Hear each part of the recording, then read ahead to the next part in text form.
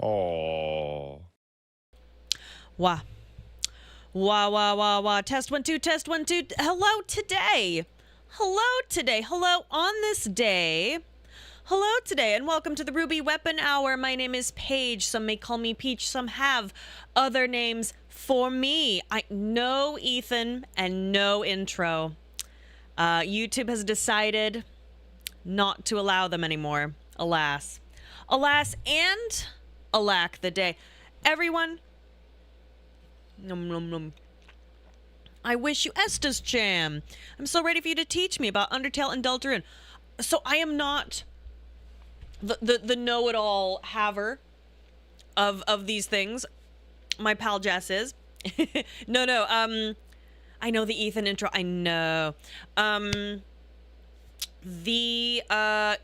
it got eaten by YouTube. But I do know a bit, and I'm super excited to share with you some videos I found. And if we don't like them, or if it's whatever, we can just move on from them. How are you doing, first of all? I hope you are staying, you like the pink vibe. Can you guess what my favorite color is? Who knows? Who can say what my favorite color is? Ridiculous. And it is yellow. It is yellow. Paige, it's so beautiful in the office today. It is gorgeous. I hate these. So outside of this is like this climbing rose situation, and it's so beautiful, and we can never open these curtains because of all of these. You have a Steam controller? Holy shit. That's amazing. Because of all the equipment in here, so we're fucked. Alas and alack the day. To be honest, I don't care much for Undertale or Deltarune, but I like hearing you yap about stuff. Well, thanks. I'm telling you though, it will be worth it. It's a good time. It's a good time. These are my final pair, Big Finger Row, until I purchase more glasses. Okay.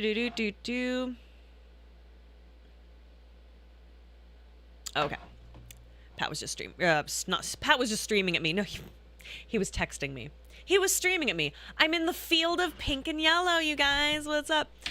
Didn't you have 6? I sure did. I sure did. Happy Deltarune Eve. I would be doing this today and tomorrow as well, but Pat kind of has commandeered Tuesdays for good reason. He is doing the podcast, of course, with Wooly. He has a little break, and then at 7 p.m. Pacific, he plays Final Fantasy XIV with the gals.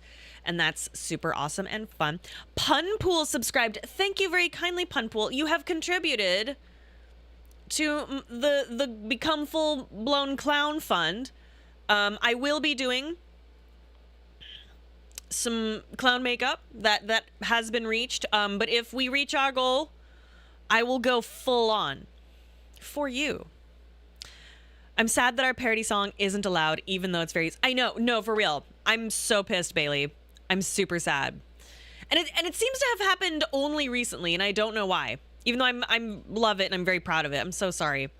Amazing Digital Circus ending was good. You should watch the show sometime. I've thought about doing like a let's watch here. Ooh, ouch potato. EX. Gifted 5 subs. Thank you very much. Hold on. I'm going to... Hold on. Where's the devil? Is this the devil right now? Thank you for contributing to the Clown Fund. Unfortunately, I don't have like a silly clown voice modulator, unfortunately. But I can do this. So thank you. That was for you. Thank you very much.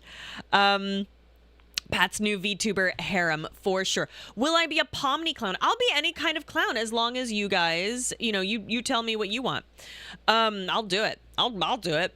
I watched the pilot 1,000 years ago and I never ended up finishing it. So I would love to watch it with you guys if you would ever want to do that. Maybe we can do that later in the week. Is Teeth Ringmaster close enough for Skeleton Fucker? I did tell a few people that Kane can get it. And I think it may have something to do with the teeth. I have a thing, though, for, like sad, smiling men with nice teeth. Is Silly Clown not your normal voice? Any chance we can also get a Send in the Clowns rendition to go with the costume? I will. I don't know how good it will be. That's a tricky one, but I'll do it. I'll fucking do it. I would love to do a karaoke stream with you guys. I wish we still had We Sang. Remember that oh God, it was from like what, 2021, 2022? Jackal Corgi subscribed. Thank you very kindly and welcome. Thank you. Mwah, kiss for you. Thank you. You'll put a sub into the clown pile and we thank you. And a very sexy little honk honk to you. My grandma loved Sinatra but hated that song. Really? It's a good one. Kane's voice actor was hired for doing a Spampton dub too. I heard about that. I think that's so awesome. He's a great voice actor. I loved all. I haven't watched through, but I have seen like clips from TikTok and stuff. I love all of them. They're really good. Teeth is bones. Teeth, they do be bones. What do you think about playing a Greek mythology musical game? I do remember there being one. I didn't end up hearing much about it. Where's the woolly plushie? Did you finally sacrifice it? No, he's right here. He's right here for whenever we need to, oh yeah, or whatever we're gonna do. So he hangs out right here. Hopefully a Reggie one soon to follow. Stray Gods, that's right. What kind of odds are you... Okay, so here's the questions. What kind of odds are you betting Papyrus will return in this chapter? That's a great question. I don't know. If he doesn't return in this one, he won't return until 7. That's what I think. I do not see him coming back in 6. It will either be here or it won't be until the very end. But I think that would be so crappy. And I don't see Toby withholding from us that long. Would you cry if we see Sans brother and it's not Papyrus? That is also a great question and a fear that I have. I have not one fear, I have multiple, that being one of them. And that's just like some guy and like, I'm Dave. I would be heartbroken. Sorry, I have YouTube over here and I keep meaning to bring you over here. There you are. Hey, right here. Toby is devious, though. He's mischievous, isn't he? There is a chance, maybe one line of dialogue without seeing him. I wonder, because we did hear the rustle of bones recently, right? So I don't know. It's very possible. Maybe it'll be like Togor. Do you know does anyone know what I'm talking about? Fucking Togor. I finally read those comics. Okay, if you want, like, it's just like a really fun, kind of existential, really cool comic to look at, and it's quite short because it was only created like September of last year. Look up Togor Time, and start from the beginning. It's you can probably read through it in like less than 10 minutes. It's great. It's the fictional middle child of the Dreamer family, Togor. It's great. What if Papyrus never there's no way he would do that. No. There's no way. Toby will no. What if? No. I can't imagine he would do that. Like, Papyrus is such a beloved, well, okay, fiction. You know what I mean? A fan fictional character, I suppose. But beloved. I'm really interested to see what Chapter 5 does with the weird root. It's really interesting how much is unique to that route. I know. Part of me, I would love to play that route. I can't play it without Pat, and that's just a whole thing we'd have to do together. This game is so hard without Pat. Like, I am so embarrassed. Like, I could probably get through Undertale eventually without Pat. Like, I might have some trouble with Undyne, but not. I don't know. But I do wonder if the weird route is the way that the prophecy was supposed to go, and that we're playing the actual weird route. Does that make sense? The way it's not supposed to go. Do you think Carol and Asgore are working together or against one another for different goals? That's a good question. I'm not entirely sure. That's kind of another reason I need a refresher. We did a refresher of replaying, I think, 1 and 2 back to back. But it's a lot less feasible now. So I decided to do this so that we can get like a story recap. I think they are working against each other, but I don't know how. There is something to be said for Noelle being the one with places in the prophecy that Susie ended up taking over when she went to get chalk with us instead. Yeah, I remember that. There's just like this moment, this brief like moment where, you know, Susie gets taken to get the chalk instead of Noelle, right? And it's like a whatever throwaway moment, but I guess it's so cool. I'm betting on weird root being the prophecy. So I do have another lore video about the root theory, the roots theory, which has been has been recommended to me quite a bit, and I'm really excited to take a look at that. My priority for today is going to be recap and maybe a little bit of lore exploration, if that's okay with you. And if we have time, then I would like to look into maybe a couple of theories. I've heard the roots theory video is excellent. We did fight Mikes. We fought the Mikes, and we fought Mike. Or Mike, depending, right? I love stories that fuck with what we understand with prophecies, right? I know. I'm so excited. I assume that the soul has always belonged to Susie, and she's actually like a trans monster who started off human. I mean, anything is possible at this point. I don't know. What I am looking forward to, multiple things, but one of them is there is a half-human Susie theory. Interesting. I might like to look into that.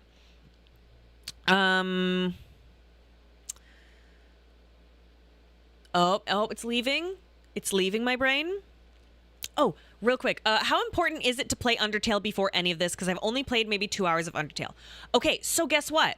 I actually have, before we start the Deltarune videos, I actually have what you need to know about Undertale for Deltarune if you want to watch that first.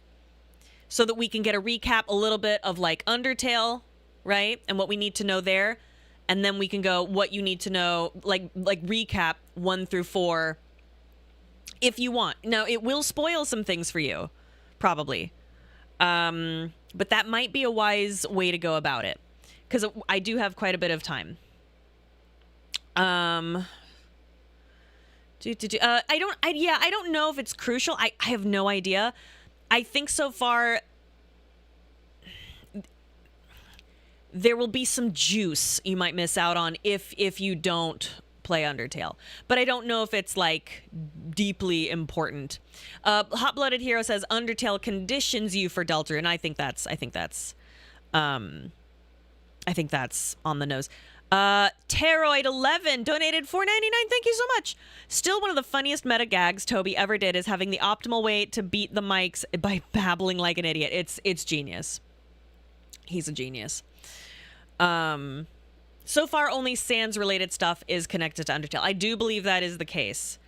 I guess what I'm saying is just it's to see the connection with Undyne, Alphys, their new roles. Why are they doing this instead of that? You know what I mean?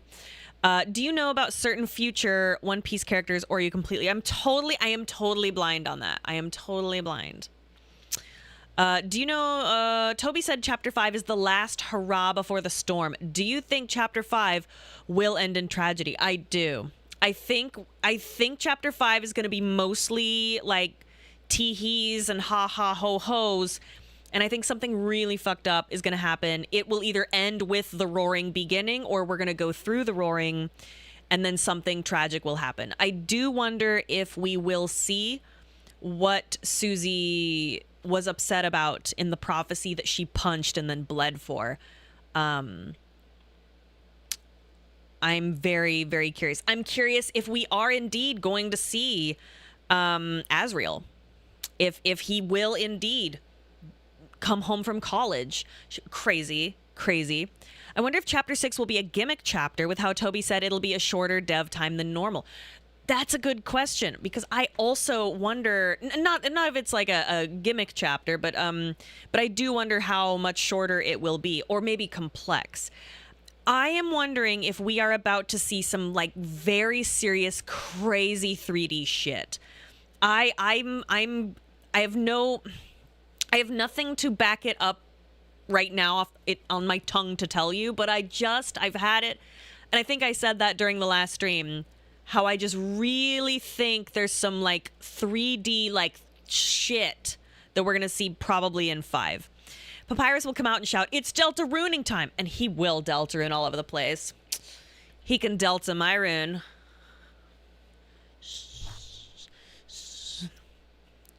I don't know. I don't know what that means, but I'll let him do it. What Susie punched is an image of her killing Chris, aka the vessel. Probably will need the eggs to circumvent the prophecy. So I also wonder if that's the case, or if there's a betrayal. Maybe she breaks open the vessel to set the heart free or some shit. So my concern is we do not have all the eggs, and I'm very upset. And it's not Pat's fault. It's not Pat's fault, but I'm like, apparently that third egg is ridiculous to get. The fourth egg, I think, is just on a window somewhere, but that third egg is ridiculous. I do believe we have all of the shards, so that's good. I don't know if the eggs will be that important because it's so hard. So, okay, DX Lelouch says just use a save editor. So we did look into the Tenna editor, which will be helpful for another reason. And Pat and I are a little too nervous to touch our saves. There was also a weird issue that I don't know how to describe. This is a funny story. Pat was tippity-typeting on Blue Sky, and he was bitching really hard. And he was like, Toby's damn eggs and blah, blah, blah, right? And I'm like, will you stop? Like, Toby's gonna see that and think you're an asshole. And he's like, whatever. Blah, blah, blah. And so I told him, you need to just delete that. You're just being a whiner. So he did. But there was something like weird about the save files. And someone contacted Pat, and they are being looked at. Someone is looking at them. So that's really cool. And I'm very grateful for that to be happening. we'll see. We'll see if we get any information on whether or not like that can be fixed, or if it even is it's like a weird bug. I didn't quite understand the way Pat described it. Why are you making it sound like Pat has save file cancer? Pat will be receiving save file chemo. But what if Papyrus goes heal? That's another fear I have. I think Toby has a strong ego. I don't think a mean post online is going to bother him. I agree. And Pat wasn't mean at all. He was just being whiny. And like, I was like, oh my God, will you like, stop it. I just don't believe in that, you know. I would never complain in my life. Thank you. I can't see. I'm like, why can't I see? Oh, Jesus Christ. Also, do you like my moo-moo? This is my moo-moo. I don't know about this color. This one's it's a little light for me, but it's very cool, and it's made of linen. But yeah, like I wish I need to act. Well, he's giving the little guy a bath right now, but there's something like kind of wonky with the fight. It has to do with something that we got the dark glass from Jevil. He's been defeated. Very nice. Very nice. Pat, what exactly was with the save file that needed a look-see? Because I can't... It had something to do with Jevil and the glass, but then it not being visible in the thing. Maybe because it was like a demo. There's something... If you could explain that, because I don't know how. Hey, a thing I just thought of, 7 souls, human souls, 7 chapters, 7 eggs, only 5 shadow crystals. That's true. Well, the 5 shadow crystals will be given to Sham, who said he would make us something. Something. I don't know if we know what that is. Will you one day get the glasses strap with super clicky beats? I actually used to have those, and they were actually incredibly helpful. There's a system in the game where if you beat a super boss on one save file, it unlocks the shadow crystal for all 3 saves. Toby should do that with the eggs. What did Pat say anything yet? No, he hasn't. I don't know if he heard me. Yeah. So allegedly it's only 5 eggs so far, or will be 5 eggs, because I believe Sham, or no, sorry. Well, no, I think it's going to be, it will be 7 eggs, because I think there's 7 slots for those eggs in the flower shop, right? And that's why I was like, ooh, I really think we should try to get those eggs before shit hits the fan, but I just don't think we're going to have time. So I hope those eggs are not super important yet, is the hope. Hold on one second. Nice. The child is clean. So I do have a concern about the eggs. I'm sweating because I didn't eat a moss on a chapter. Oh yeah, were we supposed to eat moss? So if you go to the Tenna editor, I think it's called like Tenna editor or something like that, you can actually like on your save file click that you did certain things or that you didn't do certain things. We really don't want to mess with that with our save file because we're streaming it. We don't want to change what we've done or haven't done unless it's on stream to show you. And I also am just very concerned that somehow it will break our save file, and Pat feels the same. Lots of optional stuff. I think it's hard to say what is correct or not. I know. It's my only real complaint. Hold on, I'm trying to sneeze. Excuse me. Oh, here we go. Pat said, Toby made it so that you can go back to the earlier chapters and beat the super bosses, and the item will become later available on later saves that don't have the bosses beaten as a kind of convenience. We beat 3 and 4 without the shard from the night. However, we beat Jevil on an old demo save from the standalone version of the game, so it's not carrying over even into the slots, even though the file itself has it. Also, Chapter 4 does not let you go to the cliff to pick things up, so we cannot test it. So it's in a strange, weird save file combination state where it should be fine, but I can't be sure, and I'm pretty frustrated. Yeah, no, it's frustrating. Is the mystery of knowing not part of the experience, though? So, Nirfuster, that is absolutely the case. However, streaming this is really difficult. And this was kind of a problem with Undertale as well. If you decide to make a decision or go in a different direction, people will be displeased, shall we say. But also with Deltarune, we missed out on a brief scene. It wasn't like a huge deal, but we missed out on a very small brief scene with Gerson and Susie because I went left instead of right. And we missed out on that. And it's just like, it's kind of like, like I really would have liked to have seen that. And I'm very much a sucker for things that are a little linear because I have horrible decision paralysis and FOMO. So that's that. It's hard. It's so hard, Ronnie, because like I want to do it perfectly.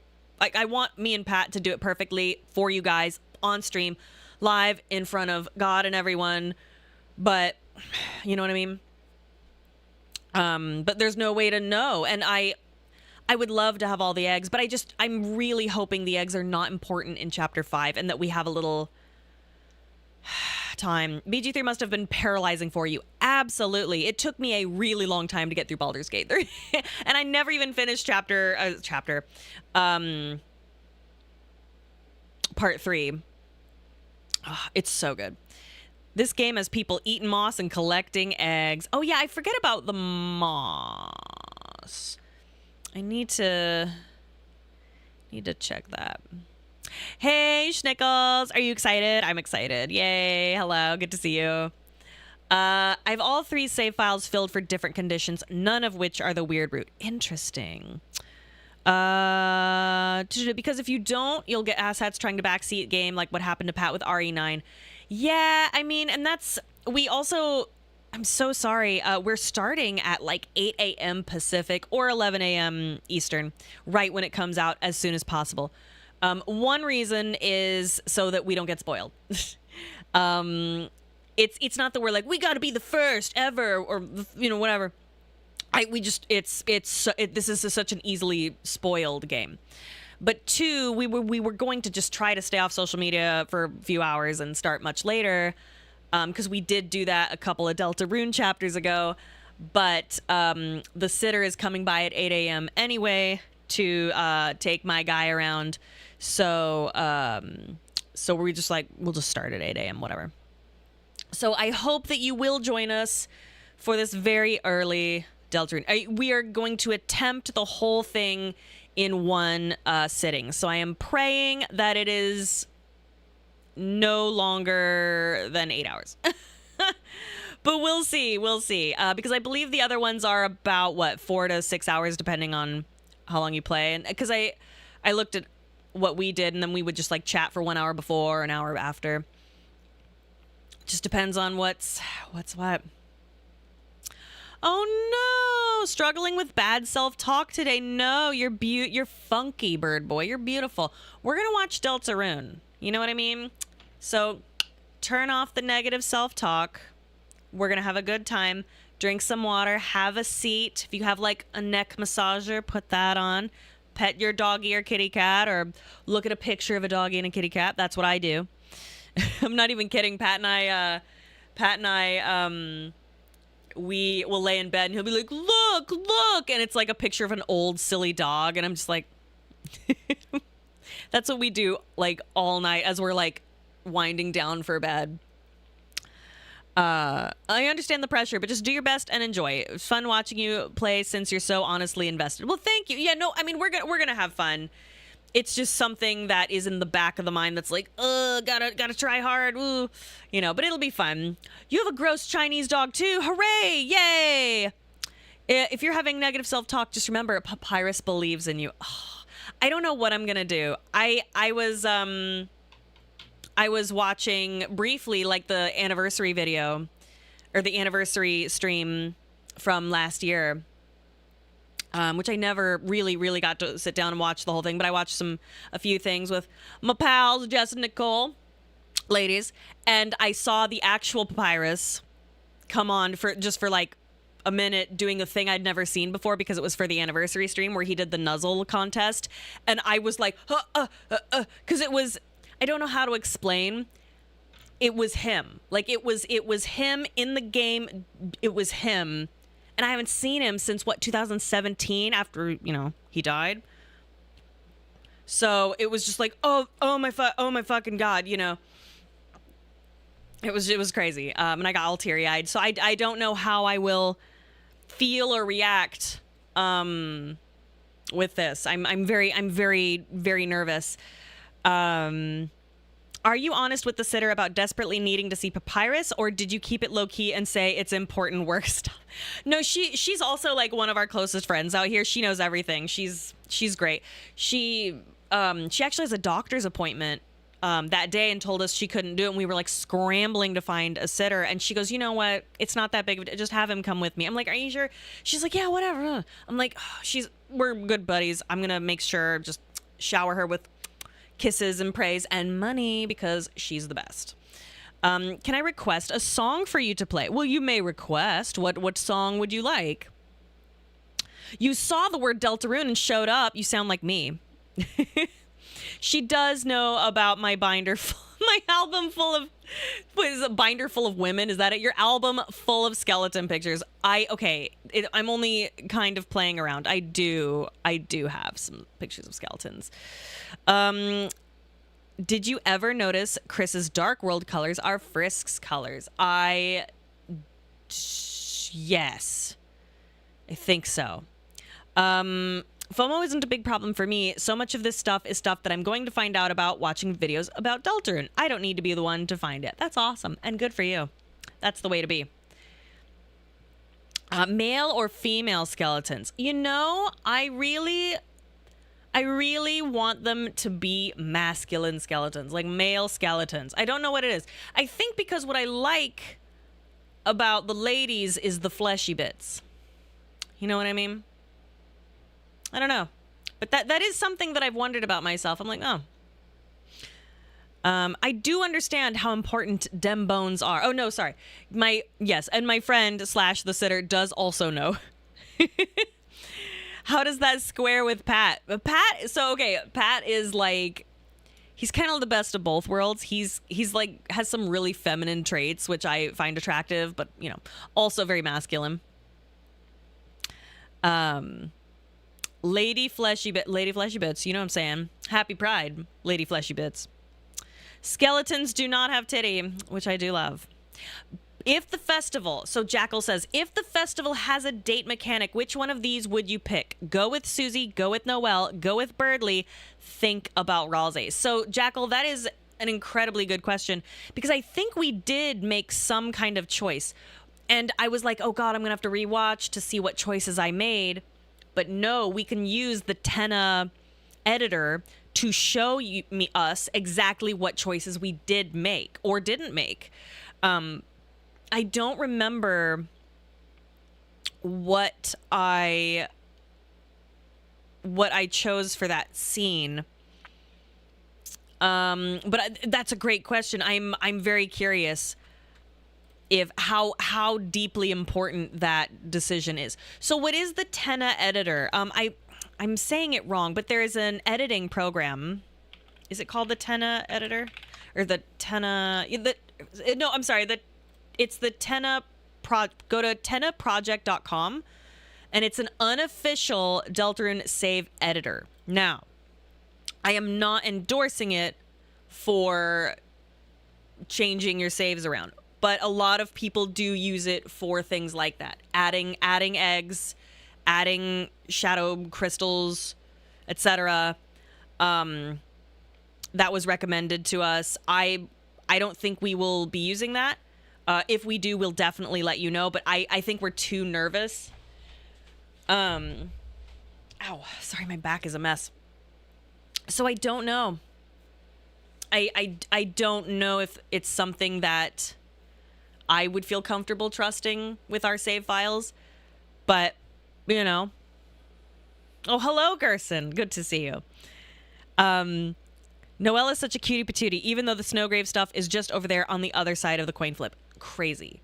I really do need to either play through the weird route or watch the route changes. I do know about that scene that Toby actually ended up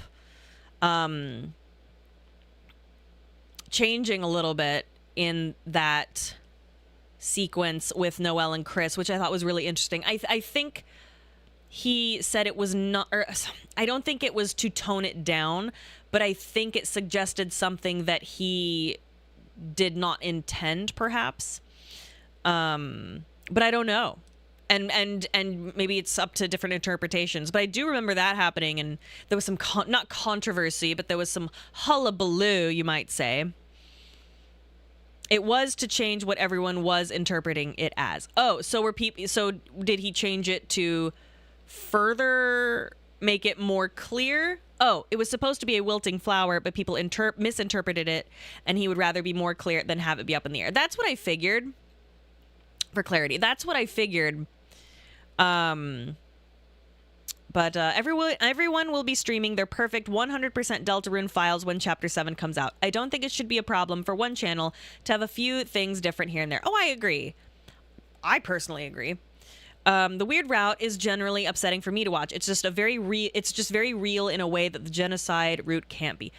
It's interesting. I also did wonder.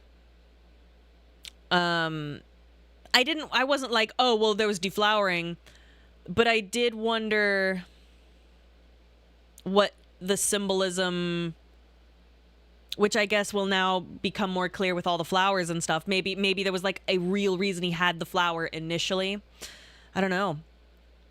I will be reading 100 Tumblr posts about anything we miss, as will I. As will I. It was the flower of innocence that was. I mean, that's how I also saw it. I guess I don't know. Do you think that by the time Chapter 7 approaches, you or both you and Pat will do a full playthrough starting from Chapter 1, either normal, weird, route, or both? Well, we've worked through Chapter 1 to 4 together. I don't know if I am capable of doing it on my own. And that is a lot, but I would eventually maybe. What I'd really like to do, I'd like to take some time, and I would like to beat Sans by myself on stream, maybe for charity or something like that. And just do that one day. Just spend like 8 hours doing that. That's something I would go back to do. I know. Do that in the clown costume for real. Yeah, I think SA was something that is reasonable to interpret in the original scene, and I totally get why Toby and co. Really don't want that interpretation there if they didn't intend it. I see why it would look that way, because they get really close up. Oh my God, can I tell you? This is crazy. So we did chapters 1 through 3, no problems. For some reason, in chapter 4, I kept calling Chris he, and it was mortifying at the end because I didn't realize it was happening. And like, I'm so embarrassed because I think people thought like, oh my gosh, Paige, like, are you transphobic? Like, what's going on? And the truth is, I'm so mortified.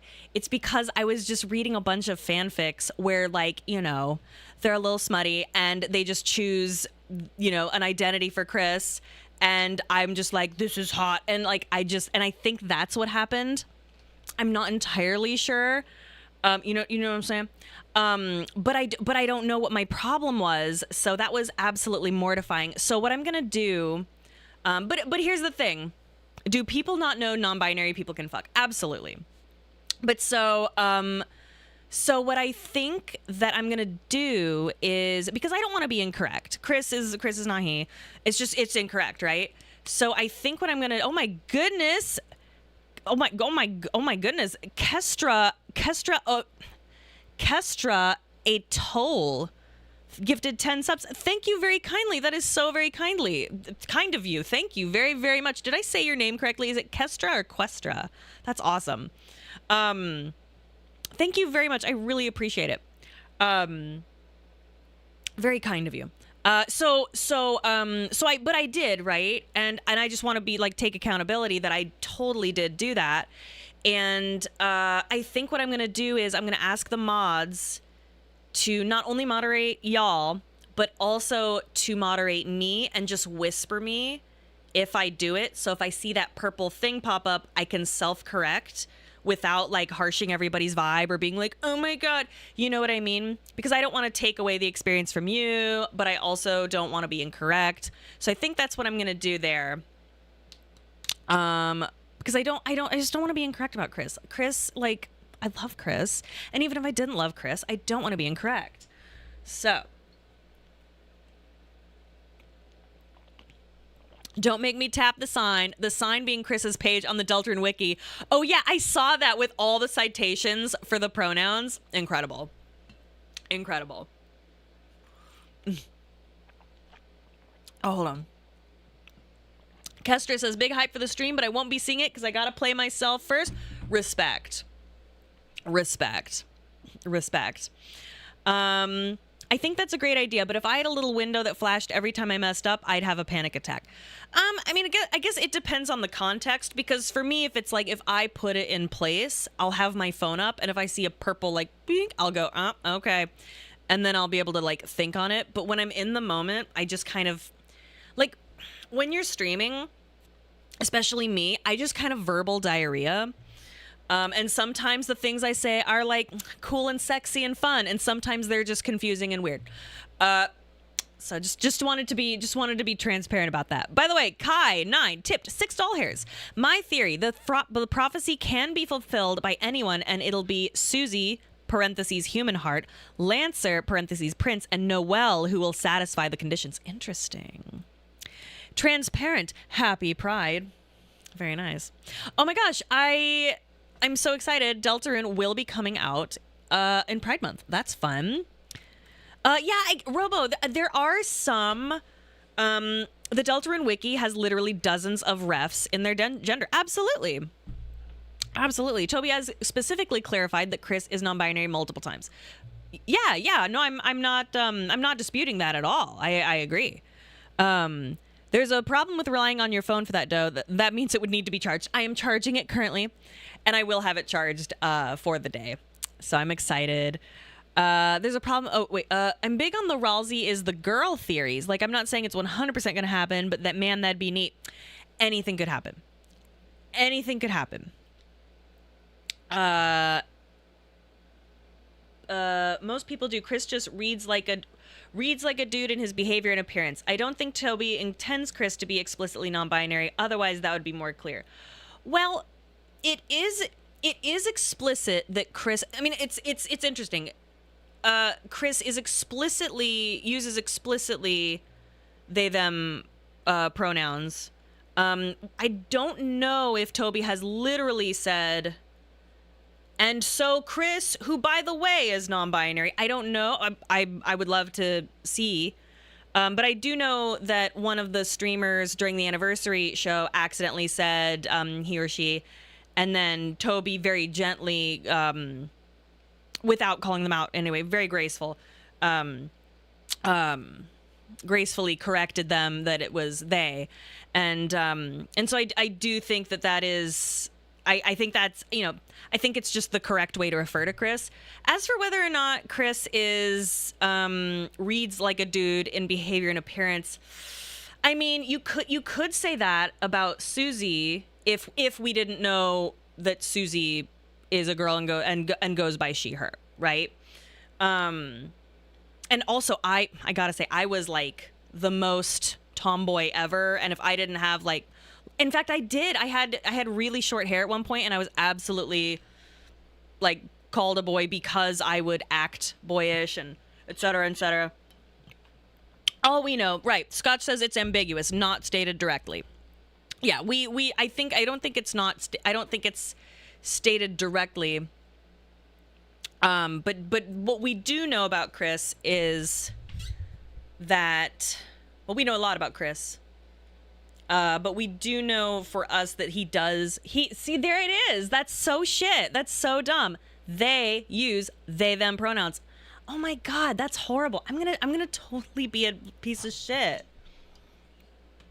It's gonna be flashing purple on my phone. Is it stated directly that anyone is cis?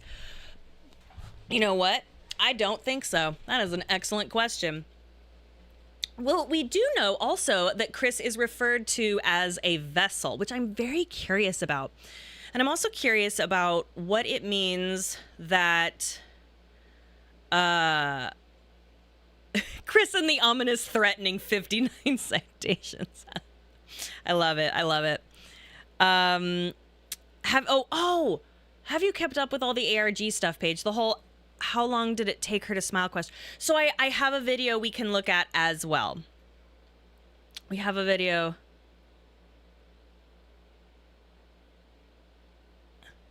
Wait, me is typing. Says, going through the tennis stave stuff makes me wonder if your vessel, Paige. What? Oh, right. Oh, that's right. Says me in chat. Yeah, that's right, because it's choose your vessel, but we don't have the vessel. But the vessel we choose is not Chris, right? You make a vessel at the beginning. That's interesting. I also said that my husband is so smart and handsome. Very true. Very true. Just because Susie uses she, her pronouns doesn't mean she's AFAB. It's ambiguous. Also true. The ARG does not amount to a lot. Yeah. I do have a video we can watch on the ARG. It's very confusing, and I'm not sure. And I've always said that, haven't I? It's so funny. I think it's ambiguous because we don't know how much is us versus Chris. Also true. Like we don't know. Oh, so much is ambiguous. I'm like, every time we play Deltarune, I get so nervous because it feels like the more I know, the less I actually know. Pat says, are we talking about Chris? And they're the see. As you do, as one does in this Pride Month. Paige, do you have a favorite character that is specifically in Deltarune? I love Susie. And I really like that Chris has this really weird, interesting personality without us. Like completely, like, and before we ever are them or force, are we the heart? It's ambiguous. It's very interesting. Yeah, and Chris has the moments where they take control, yeah.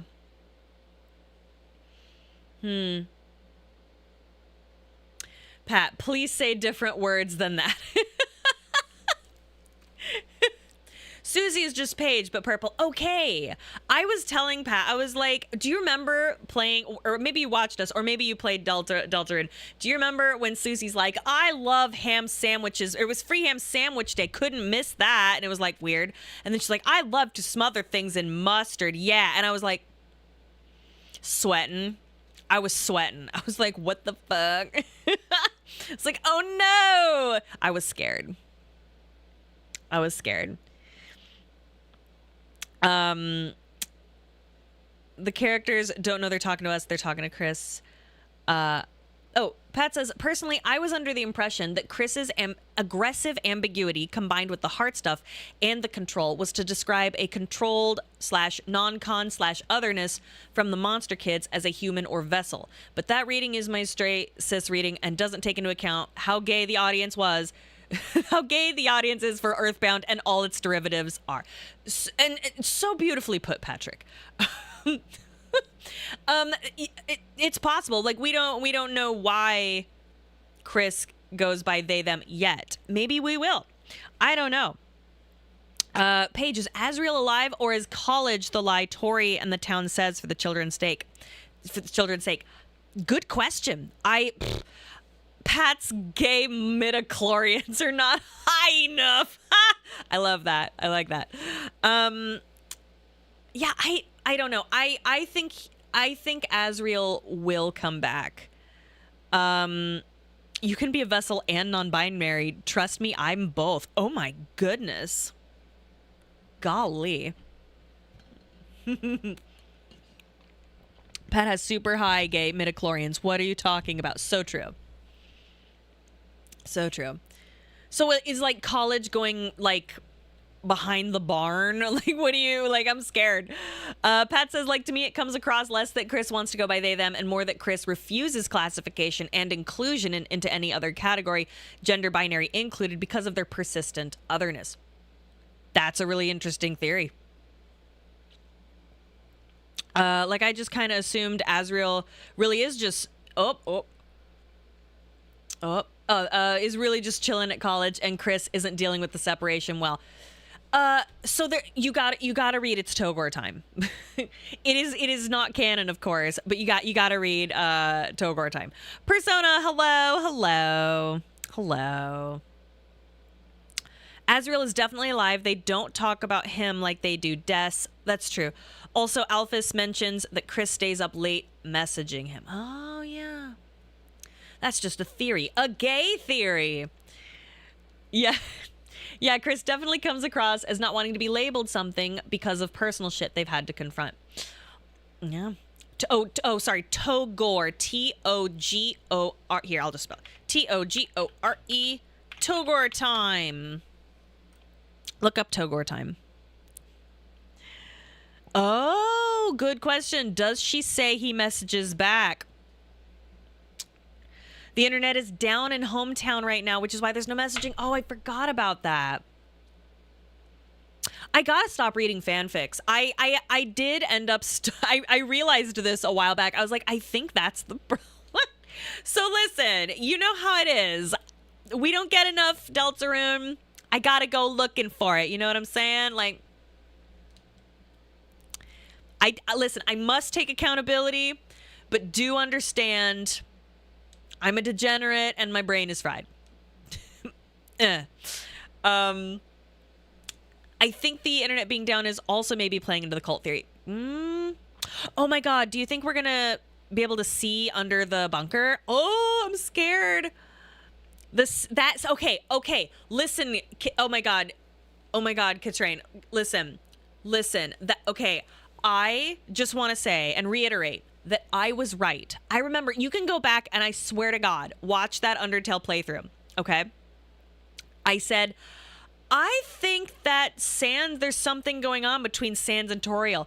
And Pat was like, no, why do you think that? I'm like, because someone like Sans would not do what he did for just somebody.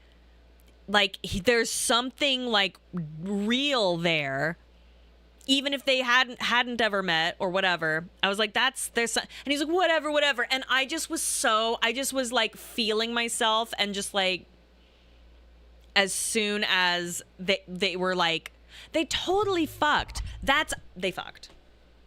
And Chris has to hear it. I won so hard, Ronnie. I felt so good. I felt so powerful. I felt so good. Oh, brother. More than anything, I find the setting of Deltarune fascinating in that it's incredibly small in scope in ways that don't actually accommodate for any kind of scale. Like, everything is moral with the monster kids, but there's one human. There's little to no mention of any country, province, state, geography, year, humans, any history other than the religious stuff. It's small to the point of suspiciousness. Oh, yeah, totally. Oh, what did? Oh, shoot. Damn it, I can't see what Jess said. Oh, there's no way to read that last scene as anything else. They fucked. And I remember people being like, they didn't fuck. Oh, I'm sorry. Rob says, don't you mean they boned? They did. They boned. They did. And I don't care what anyone says. I don't care. Aw, man. DX Lelouch, even I don't want to read that. And I read the gross stuff, man. Oh, golly. Okay, maybe we should rewatch that scene again so everybody knows. You know, for science. Mighty Dodongdago gifted a sub. Thank you very kindly. Much obliged to you. Much obliged. Would you ever like to see Undertale and Deltarune made into a cartoon. I would love that. But of course, alas and alack the day. Oh. Ooh, my local yarn store is having a sale. Watch out, everybody. I can't wait to kill Sans again in Deltarune. No! I hope we don't have to fight him. Who do you think the final boss is of Chapter 5? Pat thinks we're going to fight Asgore as the final boss of Chapter 5. And I don't know. I don't know. Jackal says, what do you think about Toby Fox refusing to make any merch of Light World characters and only making merch of Dark World characters? It's a good question. It's a good... I don't know.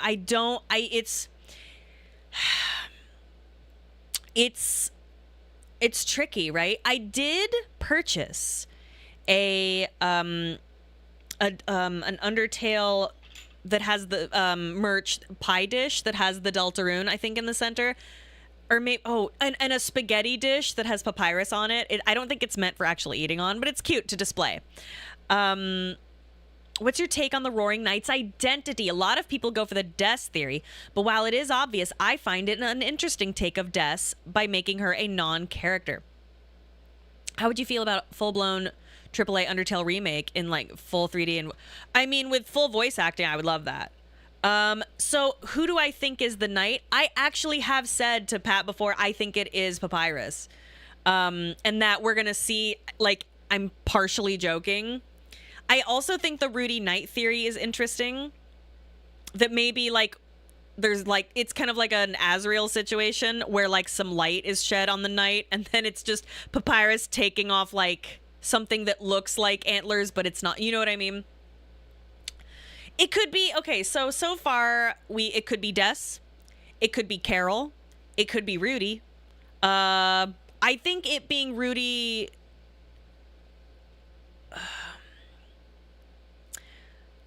If you are just a regular person playing the game with, like, no digging into stuff, it's clear that Carol is being set up as a red herring. I don't think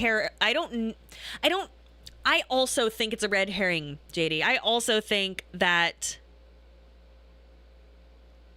Yeah. What if it's me? What if I'm the knight? Oh, golly. If it's Rudy, I think going to the Dark World is why he's sick. So it's either that or maybe he goes there to escape being sick. Right? Or maybe, you know... Right, the Skeleton Brothers showed up one day and asserted themselves. It's so fucked. I don't know. Because we've heard that now twice about them, that they just showed up one day and asserted themselves. What does that mean? Like, I know what it literally means, but in this context, it is kind of suspicious that Rudy, like, is at the... I don't know. It's very curious. I think Rudy and Carol are being set up to be sympathetic antagonists. I agree. I think that we are going to see, like, a softer, sadder side of Carol, because right now it's just she's just seems like such a cunt, and I don't think that's the case. I just don't think that's the case. I feel like if Rudy was the knight, he'd be on Asgore's side. Maybe. Is it disappointing if it's Carol that's the knight? No, not at all. I know that whoever the knight is, I know that the explanation we will get will make sense. Also, I'm about to piss myself. Would you mind giving me just a moment? I'm sorry. Like, literally 2 minutes. Sorry.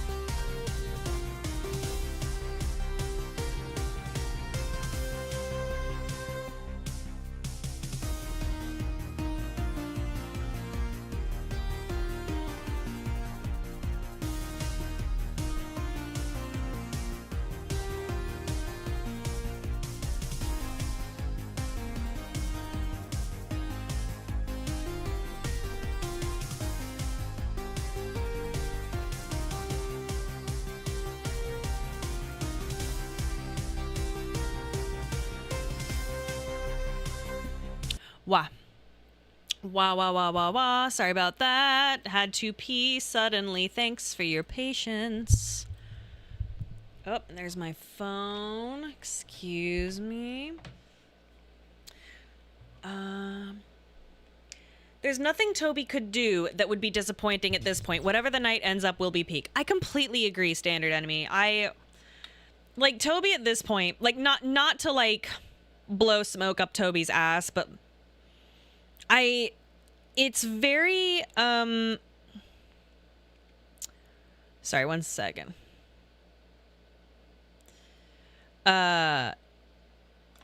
It's rare that I trust a creator with things you know what I mean? Like with my heart, right? And my investment of time. Does that make sense? And I trust Toby to take care of the time that we have invested into his story. You know what I mean? Because even if it's not something I expect or even something I would like, I know it will be earned. Does that make sense? Can I share links in chat? Asking because I saw a fun take on Gaster. I don't know. If not, send it to a mod. Because I don't know. Yeah, Schnickel says the guy knows characters and stories so well at this point. Why take Undyne if not Night? So that is a really good question. It didn't. I feel like the Knight says something about, or there's something on a phone call where it's like the police officer or must be not destroyed but like taken away. There's like a moment of dialogue regarding that. If someone can bring me up to sacrifice next week. Useless white noise, thank you. The sacrifice, yes. Oh, we're gonna have to save Undyne. I think we're gonna have to save Undyne. The whole of chapter 3 was just stalling for Undyne to get there. Crazy. Insane. It's not necessarily the night on the phone, though. That is so true. I know, Mr. Flip-Flops, I know. Would you like... do you see a night identity reveal in this chapter? I think yes. I'm going to put my money on yes for night identity reveal. Will I stream the weird route? Possibly. I would like to. I'm not very good at this game. I just gotta tell you. If there was an easy mode, like page mode, yeah. But I don't know. That's something. Oh. Anything is. Yeah. Oh, dude, that Titan. When me and Pat saw that Titan for the first time, just like. So freaky. If you want to use oh, that's right. I could use the Tenna editor. I would feel dirty doing that though. Oh yeah, Undyne is 1000% losing an eye, and I'm so excited. I know, 1000%. But I bet you it'll be the opposite eye. It'll be the right eye instead of the left. Right? Wait, no. Wait, shit. I used to know this, and it was like an important fact it was important to me that I knew which of her eyes. I think it's the right, because like I did cosplay of her and I remember thinking this is important. I have to know exactly the right eye, because if I didn't, okay, the right, that's what I thought, because if I didn't, how mortifying that would be. Night reveal at the end of chapter 5, wait till chapter 6 next year. I don't know. When do you think we're going to see the other Titan form with the horns? I think it's going to be this one. I think use 2 eye patches. Chapter 6 isn't hitting next year. I mean, anything's possible at this point, but I would not bet money on it. On me. Subscribed. Thank you very much. I really appreciate it. Thank you so much for subscribing, guys. I'm really just happy you're here, but if you subscribe, I'm so very grateful. I just want you to know. Can we talk about the Titan for a sec? That silhouette before we see it, its true form is a human, and that shit is interesting. I know. Oh, God. I'm sick. I'm sick as a dog. I'm so scared.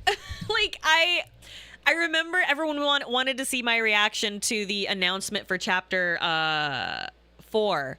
And so I woke up early. I stumbled out of bed, and I just was like, oh my God, trying not to throw up. And I was like, I'm going to shit myself. Fuck.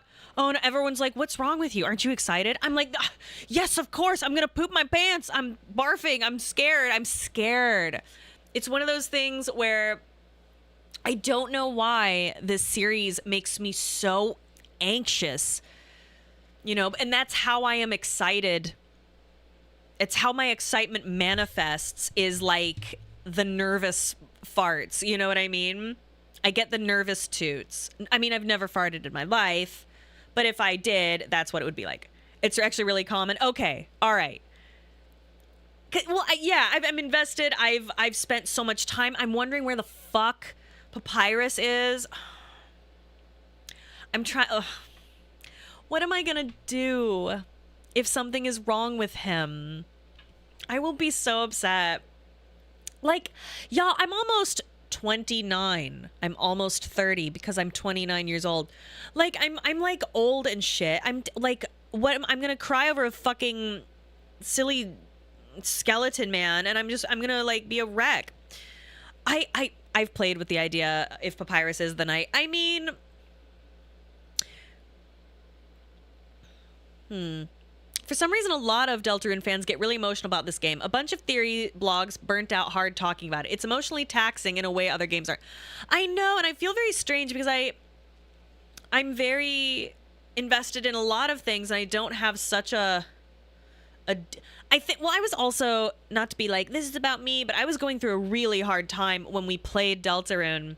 And I remember just like sobbing my eyes out and just being like, and I was just so, and I wonder if that like, my trauma like entwined with that, you know, playthrough. I don't know.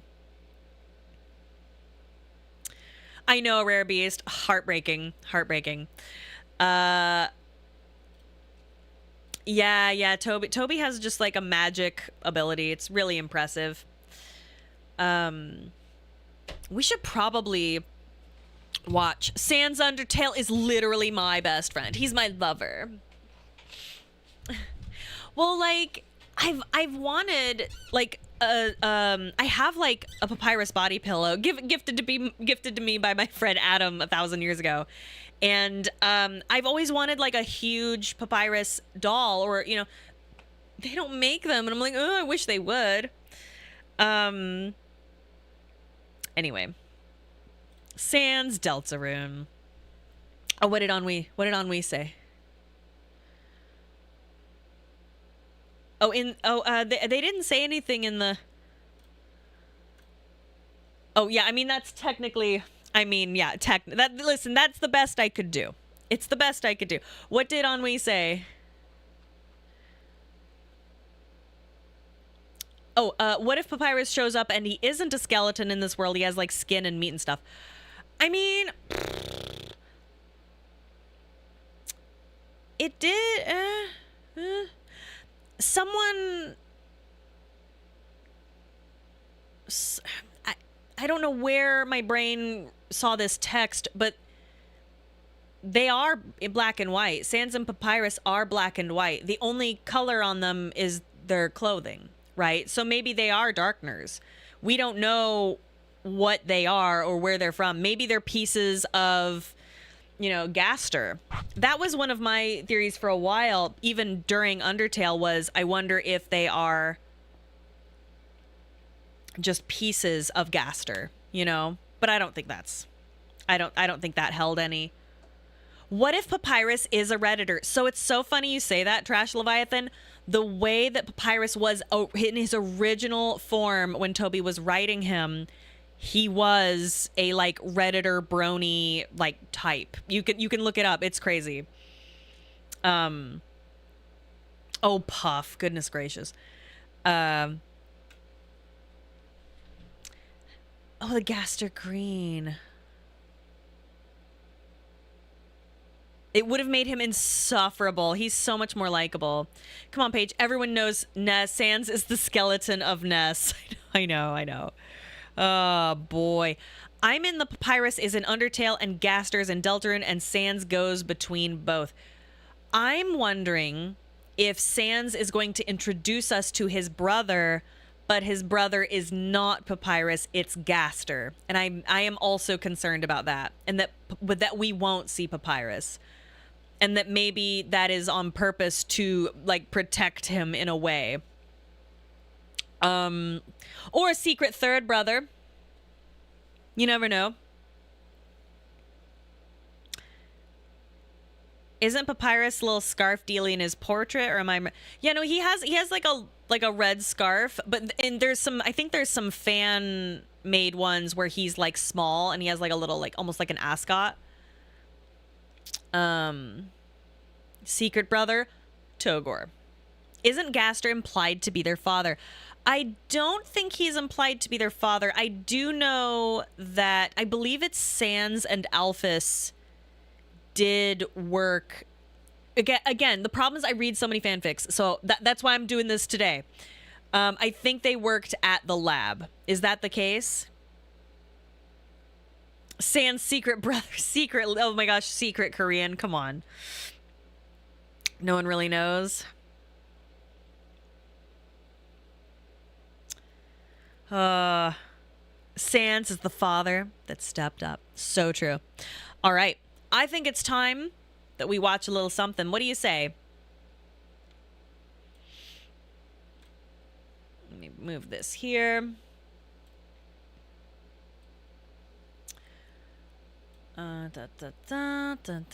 Okay, so.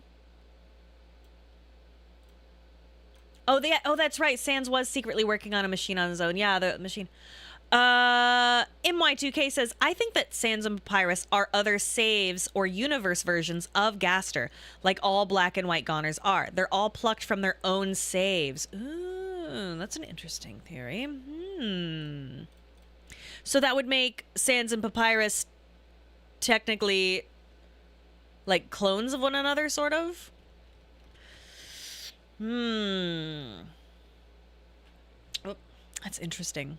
Do you have a top 5 favorite skeletons? I could pull out. I could pull out, or not maybe. Gross. Pull out a list. Real quick. So here's what I've got right now. I know. Gaster was the royal scientist. There's never been a mentioned connection between Gaster and the skeletons other than Sans having Gaster blasters. I think it's because of in the lab when you read about like through the notes and stuff, I think that some of the font for some reason is very Sansy or something. It's been a while. Is Trazin on that list? I won't tell. The thing is, all other goners reference another world where everything is the same, but you don't exist. And Sans' theme is it's raining somewhere else. I do. It's crazy. You can name 5 skeletons and not 10 women. I can name 10 women. Oh, the don't forget note. Yeah. Oh, so good.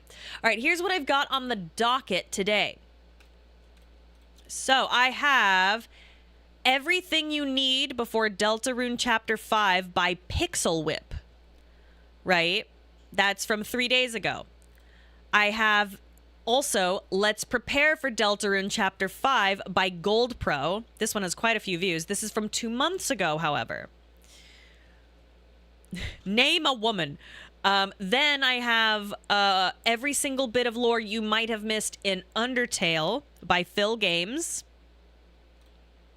And then I have the Deltarune ARG, What Is Going On? Gold Pro is a good one.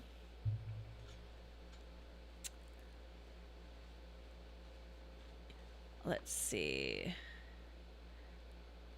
I'm purposely not naming a woman to leave it up in the air. You get new ARG emails tomorrow? Oh my god. Roots Theory? Yeah, I've heard. Right now, I want to mainly just for today until after Chapter 5, I need to focus on, if you don't mind, I need to focus on anything like canon and major story recap. Because if I start being like, oh, theory, I will believe it's real. That's kind of my problem with, like, I think the pronouns and the fanfic stuff, because I've absorbed so much, because I'm just looking for stuff, or at least like I was, that like my brain's like, well, that must be how it is. So I got to be careful. You know what I mean? You have that problem too. It's hard. It is hard not to just like when I see theory videos, I'm like, well, that must be the case. Listen, am I gooner brained? It's possible. All right. So the Gold Pro one seems to be the standard, would you say? It is 21 minutes. There's also every single bit of lore you might have missed from Undertale. It is an hour 35. I think I might do all of them. Everything you need to know before Deltarune Chapter 5 by Pixel Whip. He goes through the whole plot of Deltarune. Does Gold Pro also do this? Or does he mostly just talking about the various aspects? Because I need to go through like plot point by plot point. Or I'm gonna be like, who's that guy? And it'll be like some important guy that I just fucking forgot about because it's been so damn long. The overlap is good. Okay, let's watch both. We got the time. Let's do it. Oh my God, I did bake some brownies. I'm so happy. TADC fandom right now is proof that theory channels lose the actual plot way too easily. They hear hoofbeats and think zebras when they should be thinking horse. I mean, yeah, but that's part of the fun. You know, I do think that not tearing things apart. I don't believe in that. But like picking things apart and being like, oh, what could this mean? Is this as deep as I think it is? I think that's part of the fun for me. But I hear you. I hear you. Crazy as theories have come true. So true. So true. All right. I think I would like, if we may, start with everything you need before Deltarune Chapter 5 by Pixel Whip. Before we begin, Goatmeal resubbed. Thank you so much. Hey, sorry if this has already been asked. Any chance we can start the stream later in the day like before? Hoping to play first before watching live. Sadly, the stream has to be at 8 a.m. Due to we were like, we could stay off social media for 6-7 hours. But the issue is, I think you mean for Deltarune, right? The issue is that the sitter also is available to pick him up at 8. And it's like 6-7. And so we were just like, screw it. Let's just start when it starts. And I don't want to risk, because I know that because while I was playing Undertale, I was so excellent about staying completely off social media, and one of my fucking real life friends texts me, oh yeah, and I'm like, and he knew he knew that I was doing the thing and was watching it with me, and I was just like, oh, how could you do this? And I know he didn't mean to. He was just excited, but I was like, fuck. So I just, when it comes to stuff like this, if I can, I try to get there sooner than later, because I just know that somebody I know is going to go, oh, Paige, you're going to really like this chapter. You especially, by the way. And I'll be like, I didn't want you to just kind of tell me, but not tell me, but tell me that Papyrus was going to be there. You know what I mean? I just know that people will not be able to contain themselves. And I get it, but so it's fine. Pat complained about that phrasing stuff earlier.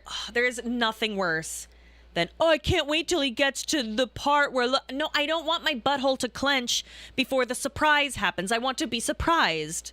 Oh, did I unfriend him? No, because it was an innocent mistake. It's fine. What are you going to do? Very good person, just easily excitable. Paige, you would really like this chapter. I totally love that person, by the way. Really sweet person. You really like this chapter. Can only mean Papyrus shows up or a naked skeleton shows up. Either way, I win. So true. All right. Let us start with everything you need. Deltarune chapter 5. All right. Let's see if I can do this without Pat. Are you ready? I have to. Okay, I can do this. I'm an adult. Yup, nope, not there. Okay.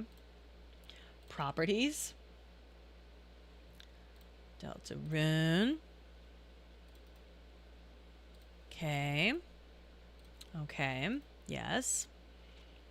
Living the dream. Excellent. I've done. Oh my god. Oh my god. Okay. Okay. I think I've done it. And okay.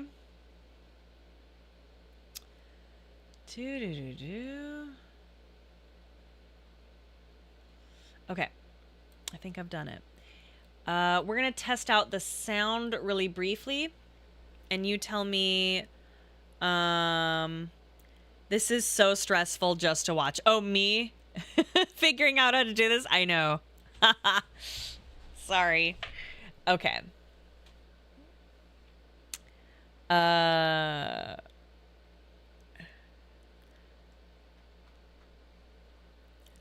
Do you want to help? No, I think I may have this. I think I have it.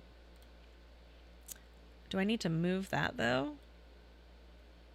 Oh, nope. Nope, that was right. Okay, great. Excellent. Okay, let's see. Did that work? Can you see that? Wah, wah, wah. I was just about to start without these on, if you were wondering. Paige, I can't wait for you to get to the credits of Chapter 5 so you can see Toby Fox's name. Ugh. Okay. Professional. I've done it. I've done it. Okay, I'm gonna... Is it zoomed in? Oh, and I think my picture is too big. Too scared to change that, though. All right, I'm gonna play it real quick. Wait, what happens if I... Oh, my God. Did you hear that? That's weird. Oh. I'm sorry. I'm sorry. I have it on the wrong... Hold on. Please hold. There we go. How's that? Is that better? Oh, nope. Just kidding. Yeah. How's that?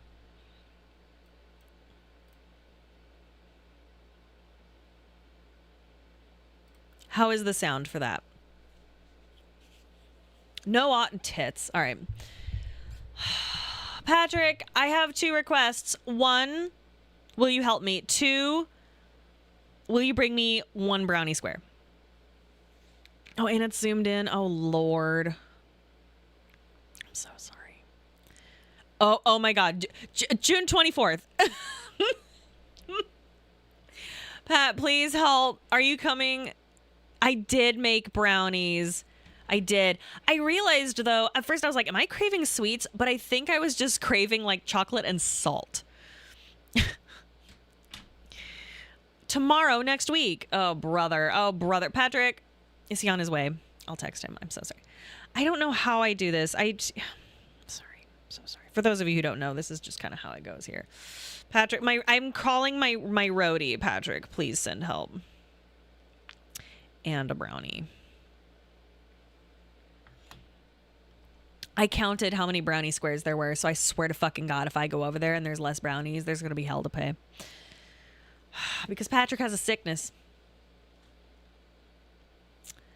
Send help and 1 brownie square. Pat says, give me a minute. I'm also shirtless. Oh my God. What is he trying to get me to come over there? Jeez. Jeez Louise. He's shirtless in the rain. His breasts, his chest heaving, his breasts bouncing boobily in the rain. Is it true he is banned from sugar if he doesn't bring back victory in the slam? The slam has already occurred, but unfortunately, he did not get to fight Wooly in the thing that would have mattered for it. So I decided begrudgingly that it didn't count, because they did fight a bit, but I wanted him to fight Wooly like shirtless in the rain at the very end there, but bummer. I was we were talking about it on stream. I should mail Wooly like in front of Pat. I should be like make cookies with W's on them and be like, these are for Wooly, and like mail like pack them in front of Pat just to be that would be so mean. He better not be in the closet with that fucking brownie pan, I swear to God. Pretty good brownies, not bad. Not bad. Not too bad. I really love dark chocolate with like salt. Every day. I do not like sweets usually. Sometimes I'll crave them. But I don't like anything too sweet. Every day for medicinal purposes, I think it's a 90% cacao square. To get like my antioxidants from the chocolate. So good. Hello. Some brownies. Thank you, my dear. Oh, a corner piece. I see. It was kind of stuck in there. Wonderful. Thank you. So it's real big. Yeah, it's too big. It's too big. Oh my God, I made it bigger. Okay, I'm gonna show you how I do And also no sound. Yeah, okay. People want to know why you have a shirt on. Why I have one? So don't even use the YouTube one anymore. Oh, really? Just use this one. So turn off AverMedia because that's the capture card. Then go to let's make a window capture YouTube. Wow, I fucking kicked ass with these brownies. Type in window. Okay, there's window capture YouTube. There you go. Mm-hmm. Now, see how there's the thing? You want to hold Alt and make it the right size. Patrick, I'll never remember this. Whatever. Just don't fucking break it after I leave. I love you. I love you. By the way, we've hit a milestone with the We child. did. I was doing my 2XKO dailies. I'm like, all right, buddy, I gotta go. I gotta go see mommy. And I'm walking out the door. Guess who's sitting on the couch with my controller right now? That is the first time ever. Yeah. And I knocked on the window, and he went.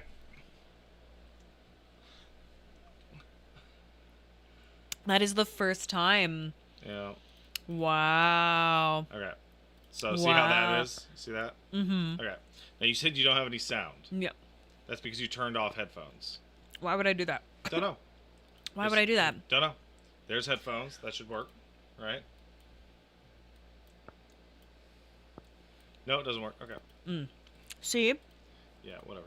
Oh my God, this brownie is so good. I know, it's crazy. You really nailed it. Okay, so that works. Now, the only thing is, this is really important. Right. This is going to show anything on this screen that you do. So when you're done with your video... So I shouldn't go... When you're done with your video... Right. Go back to here. Right. Hi, guys. Change the video. Right, so they don't see... Go back to here. So they don't see your horse porn. Yeah, my horse porn. Right, okay. No problem. That should work. Hold on, let's make sure. D4th. That works. Okay. Okay. Oh, smart. Smart with that.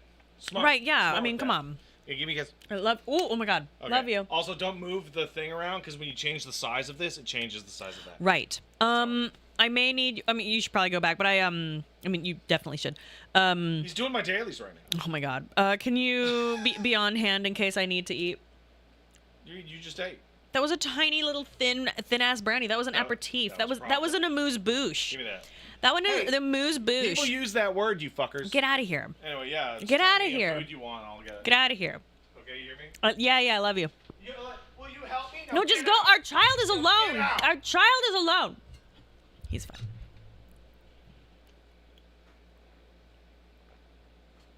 I'm gonna show everybody his porn. Can I have a brownie? No, you had two. I tried.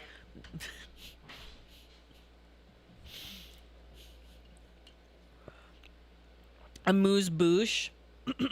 Essentially, it means like it's like, okay, so you know how you have an appetizer? It's smaller than an appetizer. It's like just a little like crumb of like tee-hee. It's just to kind of please the mouth. All right. Oops, there we go. Again, this is okay. Here, I'm gonna play the sound first to make sure that you let me know how the sound is. Deltarune Chapter 5 is coming out June. How is that? Is that too loud? How is that for you? Is that okay?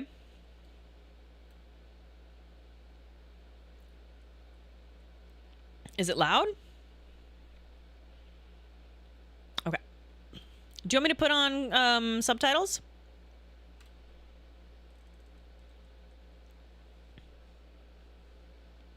Okay. You got it. Deltarune Chapter 5 is coming out June 24th, and to be fully caught up, you'd have to go through a decade's worth of games, lore, and theories to understand what's happening.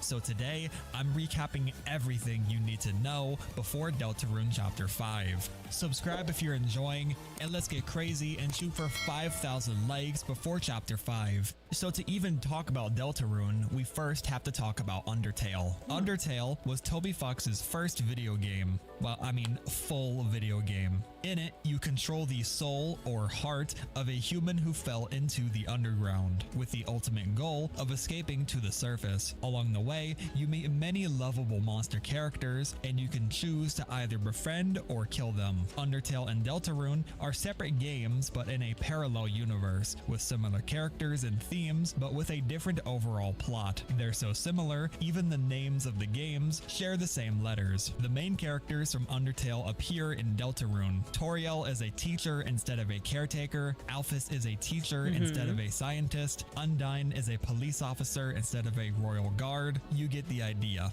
But there's one character that's almost completely absent from. By the way, if there is any of this that is like severely and obviously wrong, please let me know. Is it a little quiet? Oh golly.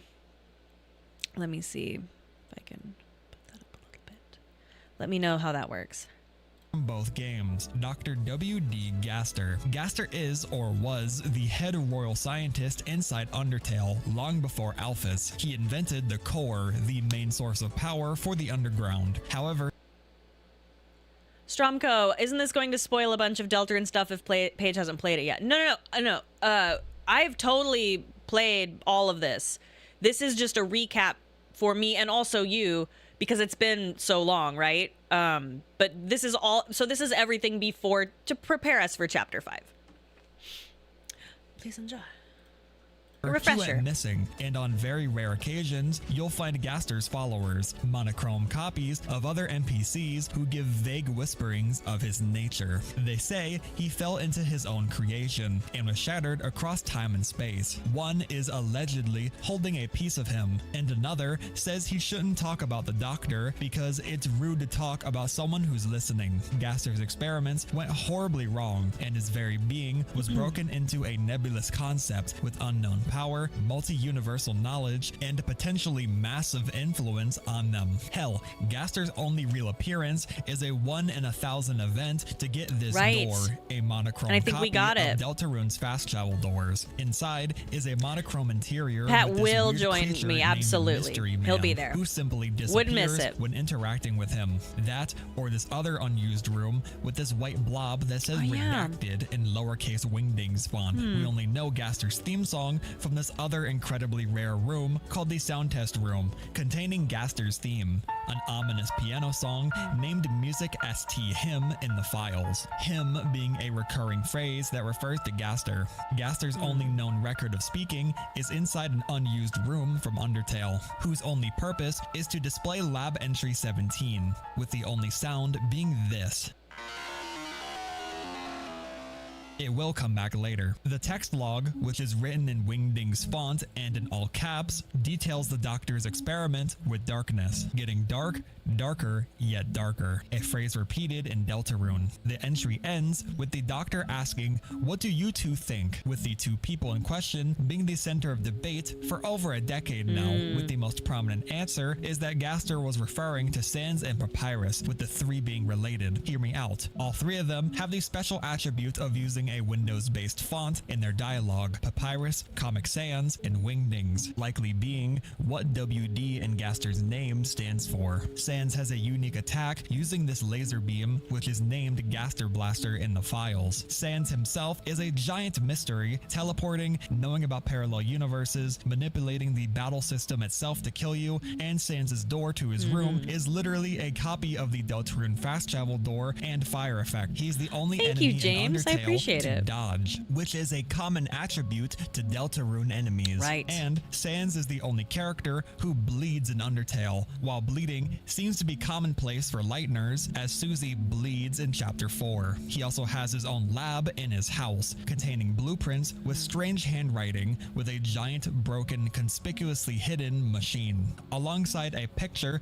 with Sans and a bunch of people you don't recognize. All I'm saying is that Gaster is a giant mystery that appears in both games, and Sans is just as questionable. You don't really need much else from Undertale outside of just playing it. But to get to the real nitty-gritty of Deltarune, you will need this incredibly rare and or hidden information from Undertale. Now, onto Deltarune. Right. Deltarune begins in a monochrome black and green menu. Choosing a file spawns a human soul heart with a voice telling you to customize your human. The voice talks like Gaster, short phrases, all caps text, and the song playing is called Another Hymn, like Gaster's theme, named ST_hymn, and has the same melody as Gaster's theme.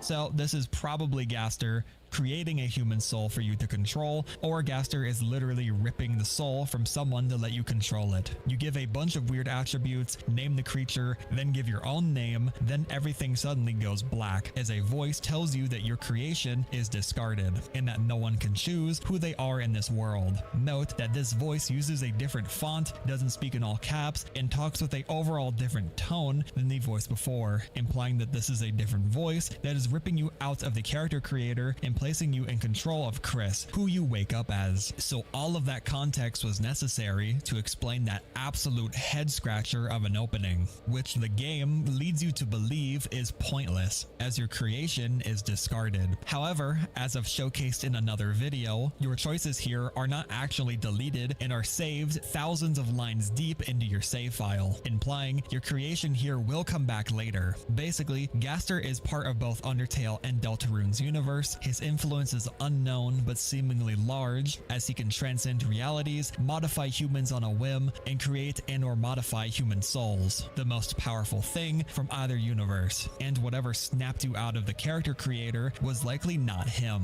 Regardless of what took you out of it, that human you made is 1000% coming back, probably in chapter 6 or 7. This is more than Chekhov's gun. This is Chekhov's tank. And if all this shit was completely pointless, I hope that tank fucking runs me over and squashes me into a red mist. The rest of the game is pretty self-explanatory, but if you've played the chapters as they came out, it's either been a year, 5 years, or 8 years since you've played or seen someone play them. So let's start at the beginning. Chris gets woken up by their mom, flushes the toilet. Toriel reveals that Azriel is your brother who's away for college and is coming home at the end of the week. Then we leave for school. In class, we get assigned a group project, unable to find a partner until Susie the bully slams into the room. The teacher ran out of chalk, so we're ordered to get some from the closet with the brute. Well, she was actually eating it and threatens to eat us before realizing our mom would be upsetty spaghetti about it. Not that it matters, because Susie literally tells us that your choices don't matter. Not wanting to make a baddie sad, she lets us go and we reach the closet. But something is very wrong with it. It's dark. Darker than dark. We travel inside, get locked in, and then fall down like the song Fallen Down from hit game Undertale. We wake up, realize we're blue, wander around, then find Susie, who's now pink instead of purple. Before we can question it, a fat little chud attacks us. After barely escaping, we find an empty town, home only to a hooded man with a long tail, perhaps even Undertale. He speaks of the legend of Deltarune, a prophecy of two realms, the light world where we are from and the dark world where these creatures are from. We've come from the light into the dark to restore balance between the two worlds, and if one side were to overpower the other, a great calamity would destroy them both. So 3 heroes will save the world: a human, a monster, and a prince from the dark. Susie doesn't give a fuck, but is forced to when the Chungus from earlier shows up to fight us. We learn his name is Lancer, and he's trying to be evil, but he's really bad at it, and we beat the brakes off of him. The prince then returns returns to reveal himself as a fruity little goat man named Ralsei. Susie bails, we hug Ralsei,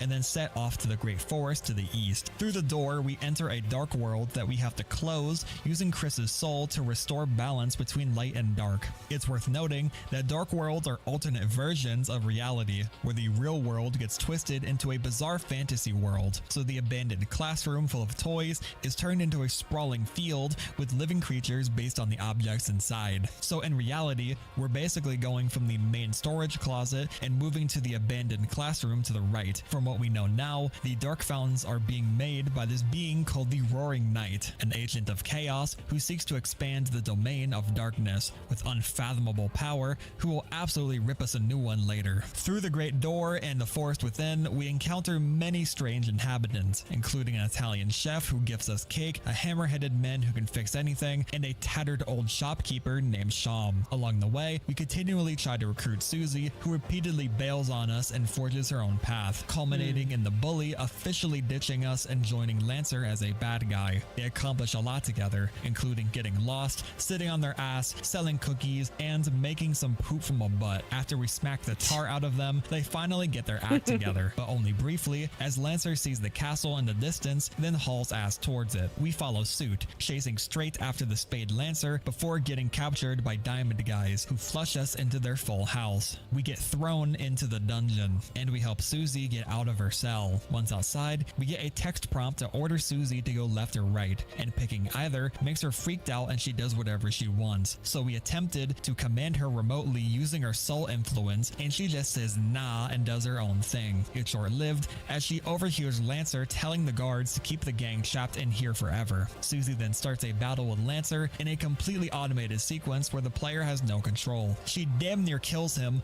whiffing to spare his life. Neither wanted to kill each other, and Lancer wanted the gang locked away so they wouldn't have to fight his father, the king. Susie promises not to hurt him, and we escape. And we have a heart-to-heart where Susie promises to be good and stay with us. With Susie back in the party, we head back to Sham, who gives us a key and tells us a jester is locked away deep inside the castle, who we fight in a very hard battle. The clown gives us a shadow crystal, a strange key item that will show the light world equivalent of your location. Knowing of his reality, the clown went crazy and got locked away. He was aware of his freedom he didn't have, but he got locked away and made his own. Sham tells us he can't do anything with one crystal, but he can make something special if you collect 5 of them, each crystal held by a secret super hard boss from each chapter. On our way back, we accidentally encountered this room here, an empty room with a single tree inside. The game tells us there's a man behind the tree who gives you an egg, another key item that can't be discarded even when using it. These are also encountered once per chapter and will become far more important later on.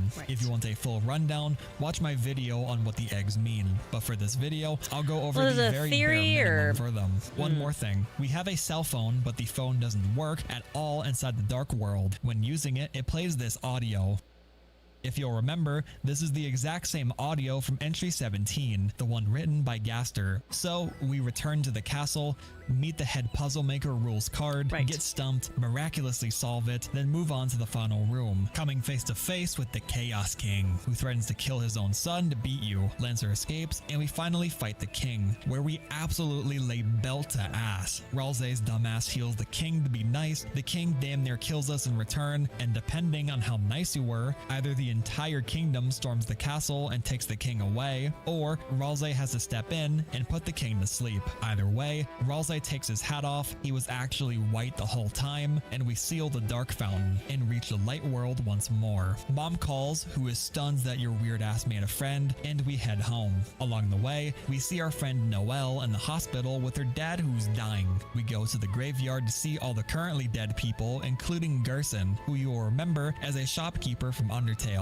To the far south, you'll see this path in the woods with an incredibly conspicuous shelter at the end with a locked door. All the music goes quiet quiet, and the only sound is this weird droning ambience, speeded up and is the sound from entry 17, but slowed down by 666%. Whoa. Very, very weird stuff. We say hi to Sans, but we don't see Papyrus. Asgore is in this game too. He's our dad, and his flower shop is failing miserably. His back room has a bunch of flowers inside capsules, much like the souls from Undertale. And chapter 5 is basically confirmed to take place inside this flower shop. So these conspicuous ass flowers will definitely show up. We go home, go to bed, wake up at 3 a.m. and rip our heart out. Without their soul, Chris has agency over themselves again, but must put their soul back or else they will die. So we hit a creepy pasta pose with a knife before ending the chapter. Chapter 2 begins. It's revealed we used our freedom to eat every last bit of Toriel's pie, among other things, and go to school, where we pass out in class, get reminded of our group projects that we hella won't do, and visit Castletown in the closet, where Ralze instructs us to return to the light world, go to the rights to the classroom, and bring all the toys and objects back to Castletown. How does Ralze have knowledge of the light world despite not being able to go outside the dark world? Who the fuck knows? He knows way too much. Anyway, all these silly little guys from chapter 1 are in our town, named after our creator name from the intro. How did they know our creator name?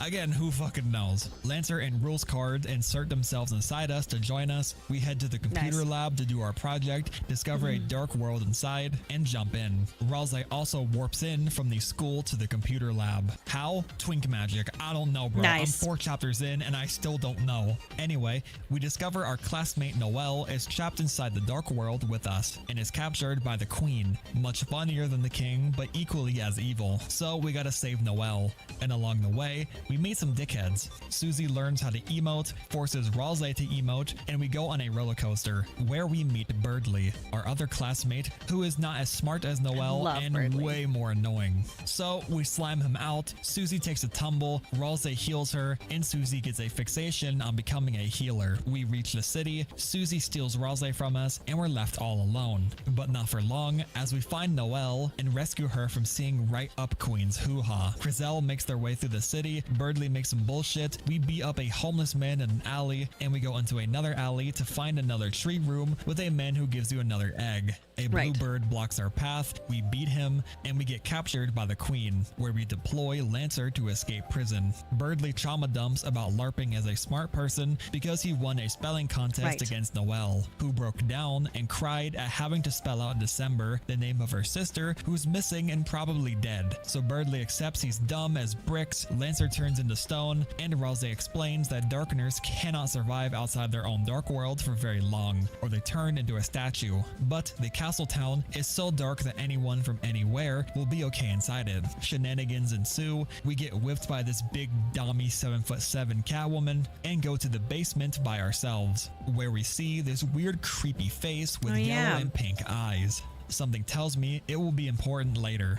Anyway, after exploring, Spamthing comes back from earlier in a mech suit and we slime him the fuck out, getting another shadow crystal. After beating the queen's ass, she tells us that any Lightner can make their own dark fountain if they believe hard enough, so she tries to get Noelle to do it. Noelle, with a family that's either dead, dying, or dead inside, wants to stay inside Fantasyland where she can cast spells and have fun. So does the rest of the fun gang, but before they can open up another dark fountain, perchance, Ralze shuts that shit down, getting dead serious and telling us of the Roaring, a cataclysmic event that will happen if the dark overpowers the light. If a dark fountain is opened inside of a dark world, it'll create a monster as tall as the mountains, and both worlds will be doomed. So all is well, we seal the dark fountain, Noelle and Birdly are none the wiser, Asgore embarrasses himself in front of fine shit, we don't see Papyrus again, and we go home. Toriel, still amazed at Chris having any friends at all, happily lets Susie spend the night. Chris goes to the turlet,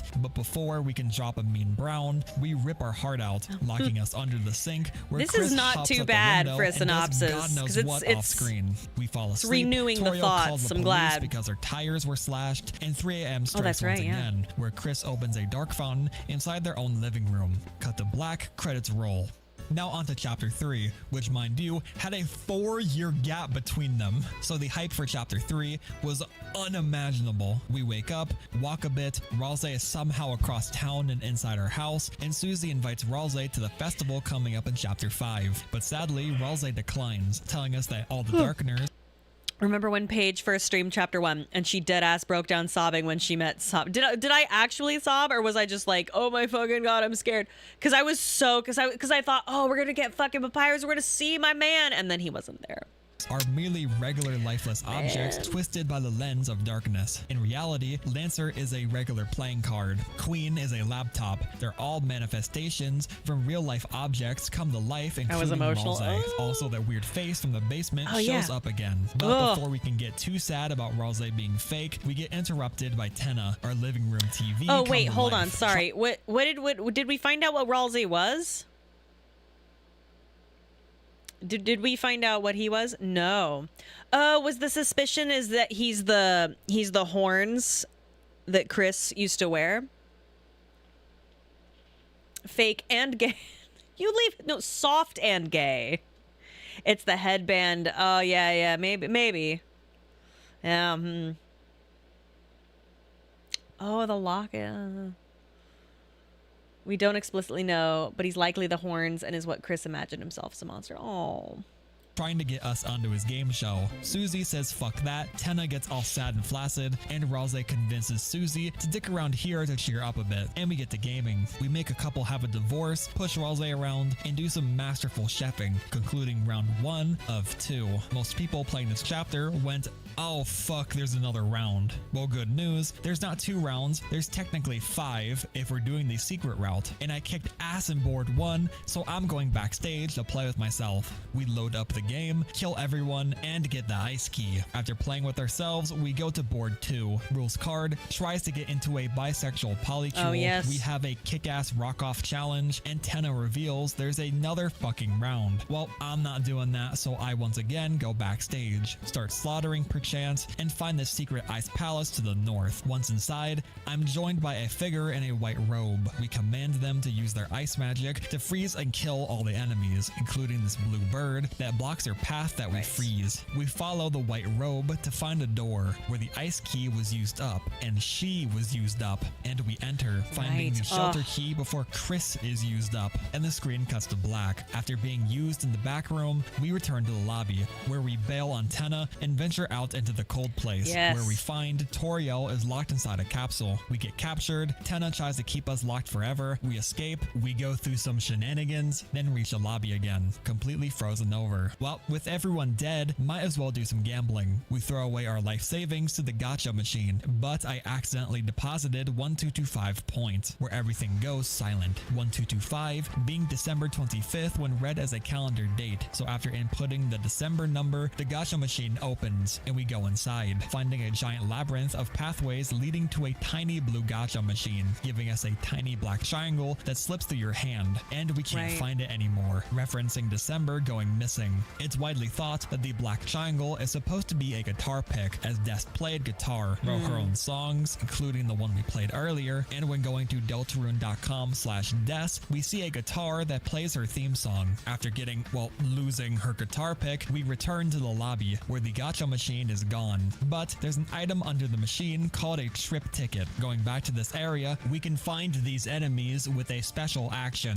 Holding left while hovering over Crocon X will have your soul skedaddle off screen, and you get warped into this weird Game Boy area by yourself, populated by cards lost deep inside Chris's couch. Lots of flavor text, but most important is this one, who says the copies are monochrome. Monochrome meaning using only one color, but different shades of that color. So this area, the Gaster followers, and the mystery man are all monochrome copies. There's also another tree with a man behind it who gives you another egg. So after After a whole bunch of bullshit, we play through the final game in the backstage, where we have to kill our teammates. We murder some more, discover Tenna's game character lamenting, slam him out, and we find a game version of the town shelter. The program literally forces you to walk away, as if Chris themselves is using their free will to try and get you away from the bunker. Once inside, we finally encounter the boss of the games, the Shadow Mantle. After a long, arduous battle,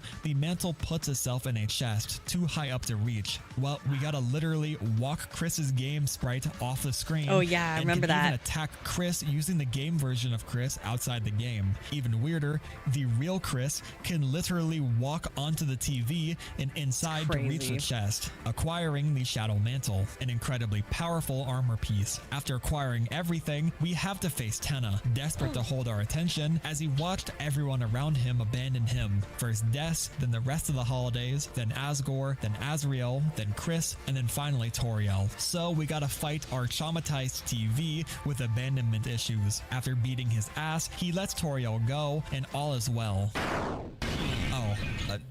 Yeah, so the Roaring Knight shows up to steal Toriel, but we put up a fantastic fight, resulting in two different cutscenes. The first being that we lose and progress as normal, or we win against it. Susie damages its sword, which gives us another Shadow Crystal. Real quick, for our playthrough, we did not know it was possible. I can't remember. Well, actually, no. I can't remember if we knew it was possible to beat the knight at this stage during our initial run of chapter 4, or I think maybe we were just like, fuck, we gotta keep going. I can't remember which. However, we did go back. Oh, you were told after you came back from BRB? Okay, great. Thank you. We did go back, and Pat did beat the knight on stream fairly recently, so we do now have the shard. Afterwards, Susie gets cocky and gets fucking obliterated by the sword slash. So does Relze. For Chris, the knight makes them get on their knees and they surrender. I just know Chris's evil ass is totally in cahoots with the knight, and they probably swooned their friends too. But that's just speculation. Not that it matters, because no matter what you do, you get the same result. The knight fails at capturing Toriel. Undyne, the police officer, shows up to respond to the slash tire call from earlier, but gets kidnapped by the knight and taken to the bunker south of town. The bunker is locked and Susie gives up, but Chris hangs out and the door unlocks for them. Yeah, Chris is absolutely working with the knight, no question. Oh, and we still don't see Papyrus. On to chapter 4. We wake up, go to church, learn we gotta steal a key to the bunker from the mayor, who is Noelle's mom. So we go to Noelle's house, and here it happens. Chris rips out their soul to stop us looking at Des's guitar, which has the code for the shelter. Inside Noelle's basement, you hear the audio from the shelter, which again is the entry 17 audio slowed down. You also find the mayor's room, which has a very conspicuous sword that can very easily be the sword of the knight. Asgore is also inside, who works as a maid for the mayor since his flower shop is fucking failing. Asgore is talking to himself and reveals that he has a black shard. It might not be a shadow crystal because they are invisible outside of the shadow they cast. The black shard is a completely different item that is given when breaking a piece off of the knight's sword that is used as a weapon. Most likely, he's going to use the black shard to find December Holiday. Hear me out. One of the big reasons that Asgore and Toriel broke up was that Asgore got laid off from the police force, which was revealed back in chapter 2 on a board in the police station. It's widely believed that Asgore was either responsible for Des's disappearance or was unable to find her, leading him to either resign or get fired from being police chief. He began selling flowers instead, but was really bad at it, which was a big factor in Toriel and Asgore breaking up, and Asgore having a black shard leads people to believe that Asgore is still trying to find Des to get his job back, prove himself to Toriel that he's worth it, and put his family and friendships back together. So the mayor is very sus, and Asgore is doing some S-tier foreshadowing. Beyond that, after some shenanigans, we call the knight on her phone, and 5 seconds later, Carol shows up, who kicks Susie the fuck out her house and addresses Chris directly to say you are always welcome, with the you written in in all red, like she's talking to you, the person, not you, the Chris. Very, very weird, very sus of Carol to show up 3 seconds after Chris calls the night, but I digress. We head to church to atone for having Yuri and discover the church has been turned into a dark world. So we jump inside, the knight kicks our tuchus, Chris damn near dies, Susie can't heal for shit, Ralsei shows up and heal mogs Susie, and she feels like crap about it. Along the way, we see many prophecy panels, glass tablets that outline what happened in the prophecy, something that is guaranteed to happen and cannot be changed, as evidenced by everything in the prophecy happening so far, including dumb shit like how Lancer talks or Jockington growing a beard. We get lost in the dark where we find this old man. The old man tells us to toughen up and get good with healing, and we end up fighting the old man in his study in an epic 1v1 between him and Susie, with Susie learning how to be a badass healer. So after beating the dentures off that old fart, we encounter the knight who hightails it out of the dark world. We seal the fountain and end up in the church lobby where a lock keeps us from the main area. By exploring, we find an office with this weird snow globe and a desk. The snow globe has a hammer with a bunch of dust floating around, and Susie realizes it's actually dust from monsters dying, and the old man was dead the whole time, brought back to life through the darkness. But why the hell were his remains inside a desk? Was it just a really weird memento, or was his son Alvin, the priest, trying to resurrect him through this method? To seek advice, Susie opens her own dark world, this one weird and twisted compared to the previous. After narrowly escaping death, we find this long corridor of windows, with one of them having a different pattern.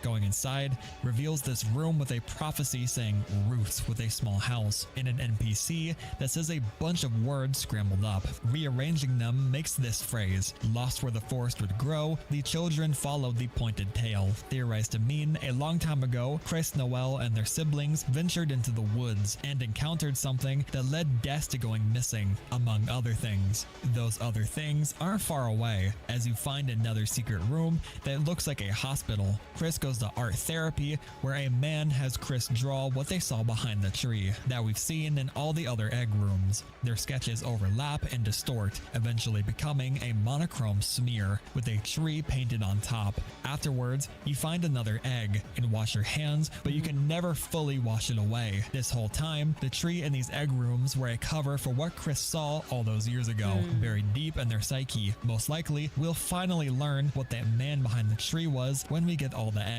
After reminding ourselves of our trauma once again, we go through some shenanigans and discover the old man is not alive in this dark world, as it requires certain conditions to bring people back. So that was a bust. We head out, seal the fountain, and get the code for the lobby and enter that dark world. Now, 3 dark worlds deep, we finally face the knight who nearly kills us in pursuit, but we persevere with the power of friendship. The knight does not respect our bond, so it opens a dark fountain inside a dark fountain, starting the roaring by creating a giant titan. After climbing it, we face it head on, using our overwhelming soul power to break its shields. But the titan proves to be too much for us, as it can always out-heal us. We're all out of hope until Gerson shows up to help out, and we blow his head schmoove off. Unable to kill it from the outside, Susie slam dunks us both inside the titan, and we atomize it from the inside.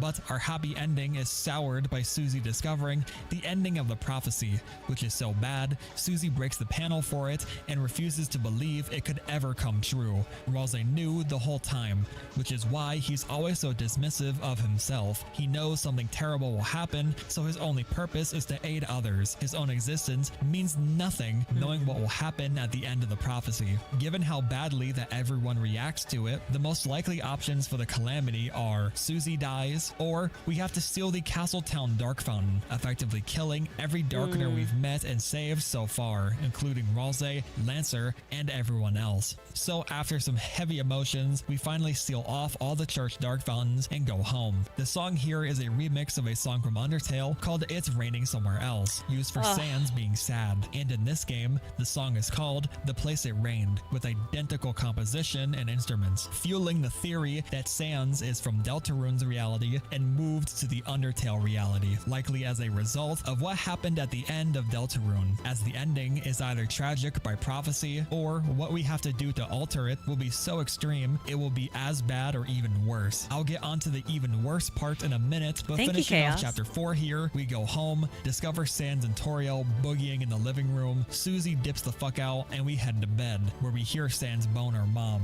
Once the boning is done, the knight FaceTimes us to get the fuck back up, and we get busy, while Susie says we're not gonna let that happen, right? And that's the end of the main story, but Toby is a fucking liar because the one ending thing on the Steam page is absolute malarkey. The other ending is the weird route, a secret, more sinister way to play chapter 2 and 4 with very scary ramifications. So for the weird route, we begin at chapter 2, where we first get to play with Noelle. You must force Noelle to use her ice spell to freeze enemies. Doing so kills them and makes her stronger. You must do this to every single enemy in the city, going out of your way to make sure every single enemy is dead. Eventually, you meet Spamton, who sells you an armor piece called the Thorn Ring, an item that hurts her to wear and lets her cast a spell called Snowgrave, with only one word to describe it: fatal. We get to test it on Birdly, a blue bird that blocks our path. Instead of just beating him up a bit, we use Snowgrave on him, locking him in ice and presumably killing him. Taking this route skips most of the goofy shit from the Queen's mansion, as Spamton takes it over. After exploring the now infested rooms, we find the Queen, who gave the fuck up but lets us seal the Dark Fountain, but not without facing Spamton Neo by ourselves. After getting Spamton to low health, he shields up, immune to your attacks. Unable to kill him with Chris, we summon Noelle, who turns him into a popsicle. We return to the light world. Birdly is unresponsive in the library, and we progress as normal, completing chapter 2 and the whole of chapter 3 identically to the normal route. Going to chapter 4, we see that Birdly is in a coma but still breathing. The real meat of the weird route is inside Noelle's house, where Chris and Noelle can be alone in her room. Chris reveals that everything in the dark world was real. We eventually force Chris upon her, making Chris equip Noelle by forcing the Thorn Ring on her, ending with this weird red animation. There's a few more weird moments in chapter 4, but the biggest is at the end, where instead of getting called by the knight, Chris is called by Carol, who says Noelle would love to go to the festival with you, completely betraying Noelle's lust for Susie and effectively forcing Noelle to like you enough to take you to the festival over the girl she loves, either out of fear or other reasons. Ugh. Afterwards, everything goes black with a tiny red square fades in, using the same red color as our soul. So the leading theory is that by equipping Noelle, we are basically inserting a piece of our soul inside of her, with the ultimate goal of completely controlling both Chris and Noelle. For what purpose? Remember that game part of chapter 3 where we freeze everyone? Well, it lines up with the weird route perfectly. We freeze everyone to get stronger, a bird blocks our path and we gotta freeze him too, culminating in us using Noelle to get through an obstacle, with the ultimate goal of using Chris as well to achieve an even greater task. So Chris is a puppet and is trying to make Noelle one too, as a result of our meddling. Hopefully, this recapped the story and all the little important details pretty well. I glossed over a lot of stuff to fit everything relevant inside, but as always, play through the game if you want absolutely everything. Watch my other videos on some theories, both good and bad, and like and subscribe to support the channel. Thank you to Do you feel like parts of this video were off base? Would you mind mentioning which ones so that I can kind of try to remove it from my mind?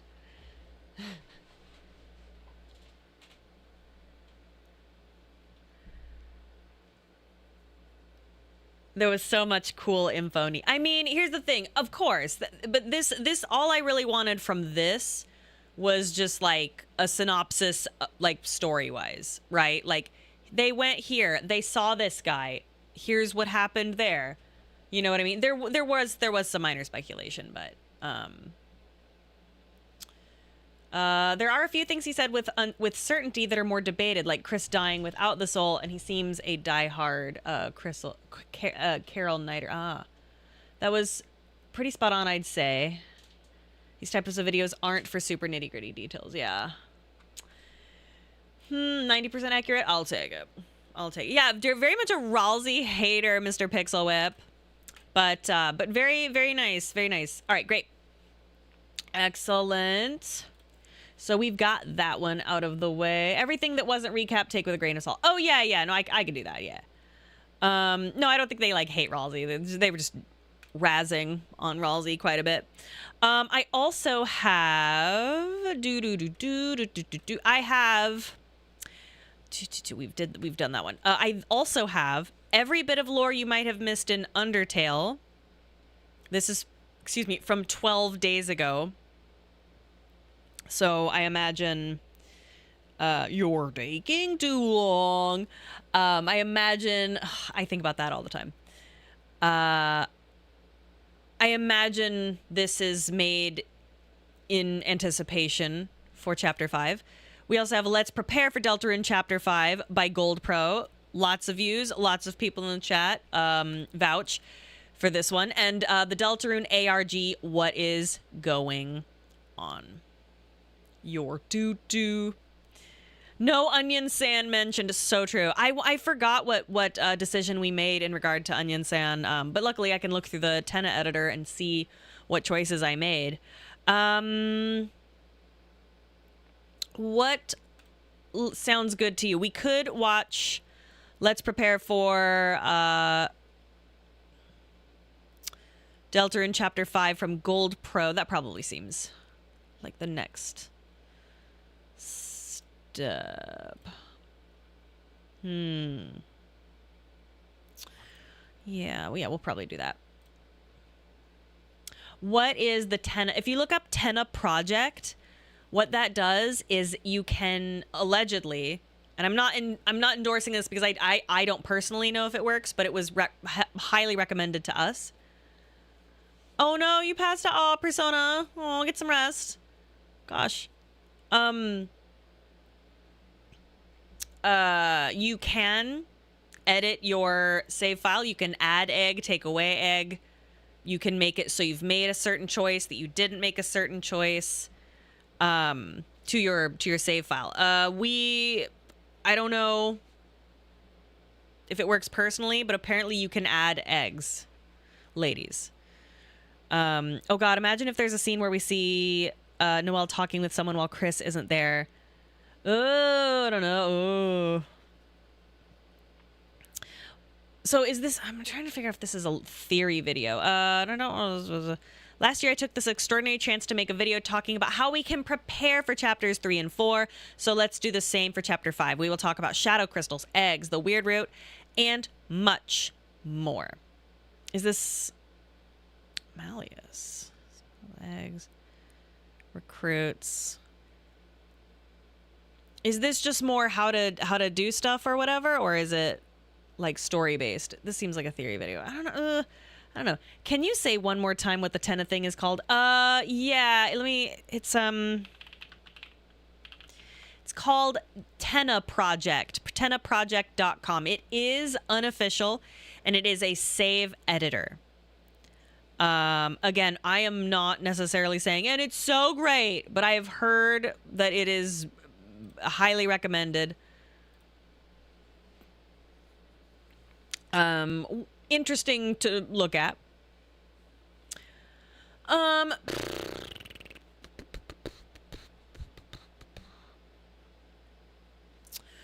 don't know. Right, I'm also a little bit like, do I need to start all the way over for eggs? Like, okay, we've done that one. All right, let's go ahead and start the Gold Pro one. I'm gonna go pee. I'll be right back. Give me just a second. Oh, yeah, be right back.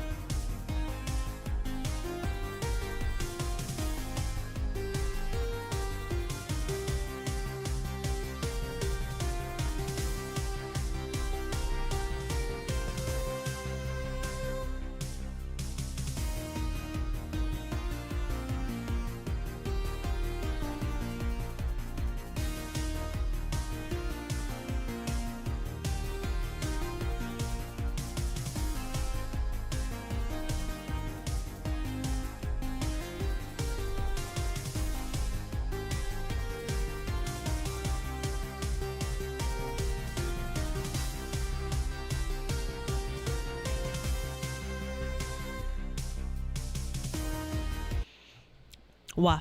Wah, wah, wah, wah, wah. Uh-oh. Wah, wah, wah. Wah, wah, wah. Uh-oh. I don't like the way that sounds. Test, test. Oh, no. Does that sound bad? Test, test. Uh-oh. What? Wow, wow, wow, wow. That's not right. Shit. Why does it sound like that? Oh, Pat's gonna be so fucking mad. There's certain parts about this that... Wow. Oh, fuck. How did that happen? Wait, maybe...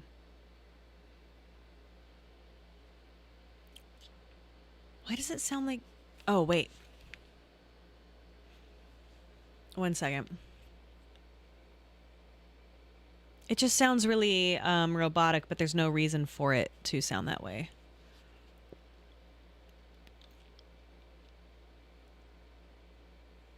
Wah, wah, wah. Oh, God. He's going to be so mad at me. Maybe if I switch out.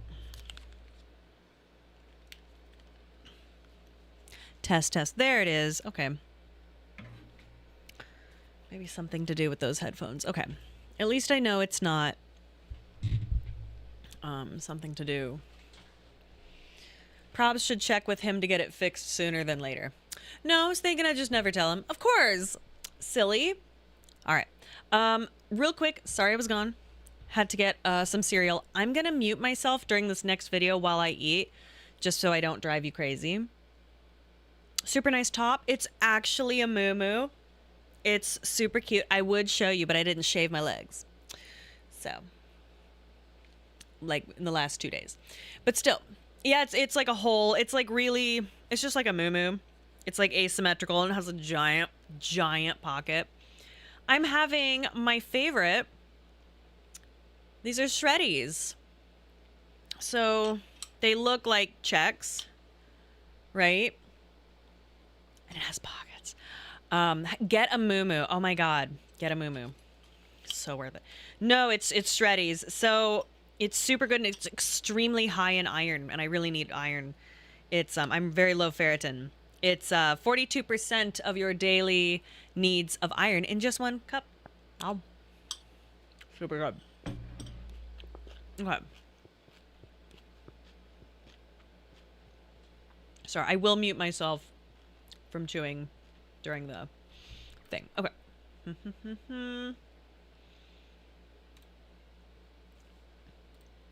It doesn't want to show? Incredible. Incredible. Incredible. I leave for a couple minutes. Oh. There we go. There we go. I've done it. So there's this one. 1 second. 1 second, actually.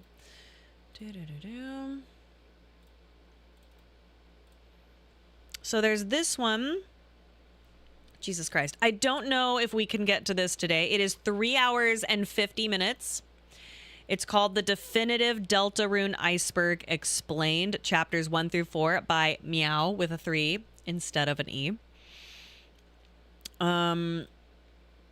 It's essentially a compilation of, it's almost 4 hours. It's a compilation of all the interesting Easter eggs, theories, hidden lore, cut content, and dark secrets I could find. I don't know if we have time for that here.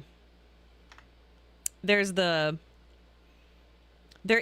oh wow, there's layers. Let me see. Speaking of anonymity of people, what if instead of gamer cringe personality? Nah, it seems to go into theory territory. I can't do it. Which is great. I can't do it for now because I will. There's also something called the Recap Wizard. Deltarune Chapter 4 story recap. The prophecy is real. So I think this is more in relation to Chapter 4, more in-depth story Adventure stuff. resumes with a sense of urgency as the team learns that Undyne has been taken. Is that AI? Do you hear that? And is being held in the town's emergency shelter. Oh, okay. All right, let's do Gold Pros prepare for Deltarune Chapter 5. Oh, hold on. Hold your phone. Hold your phone. Do do do do do do do do do do do.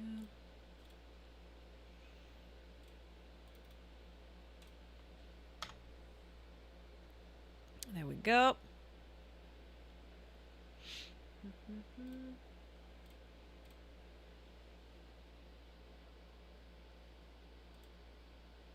Okay, can you see that? Okay, let's prepare for Chapter 5. Oh, and I'm going to mute myself for a little bit while I eat just so I don't bother you, so I'll try to remind me if I stay silent.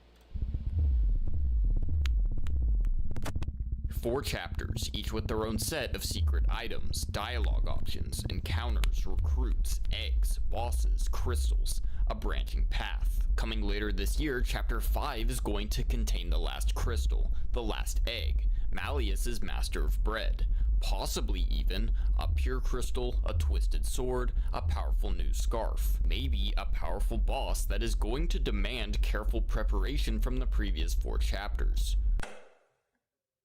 We are already nearing the spring of 2026, and with every little update that we get, it seems as though we're getting really close to Deltarune's 5th chapter. So let's make sure that we're all prepared, starting with the legendary Shadow Crystals. Jevil, Spamton, the Knight, and Gerson. Having all of the currently available crystals on a save file is more important now than it ever will be. This is because Sham lets it slip in Chapter 4 that the 5th crystal is going to be the last one. So it's very possible, just after we've successfully closed Chapter 5's Dark World with its Shadow Crystal in our hands, that we'll learn what the result of 5 chapters worth of defeating powerful bosses is going to be. Whether it's a pure crystal, a twisted sword, or something beyond our current theories, the effort that we've gone through to collect these things is surely going to be, in Sham's own words, worth it. In a recent Blue Sky post by Toby Fox, he actually teased us with some Chapter 5 Sham dialogue pertaining to the Shadow Crystals.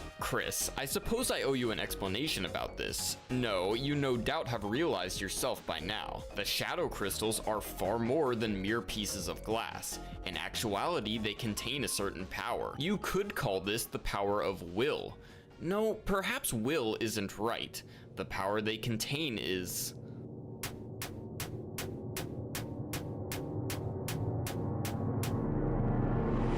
So get those Shadow Crystals. But how easy will it be to get that final Shadow Crystal? The Shadow Crystal bosses, up until this point, have been notorious for their difficulty. Jevil with his relentlessly difficult attacks and his focus on our team's healer. Spamton, not too bad against the team, but dangerous against Chris by themselves. The Knight, by far the hardest boss of the game up until this point, and is incredibly fearsome without the use of the Shadow Mantle. Gerson, though not as hard as the others, was originally going to be a lot harder, and still demands some concentration with his use of the Green Soul. Can't think I'm gonna be the toughest thing you'll face, but next time, you'll be ready. Don't give up, and give him hell. I personally think it's quite likely that Chapter 5 Shadow Crystal boss, whoever it is going to put up quite a fight to defend that last Shadow Crystal. So Oh my god. Sorry.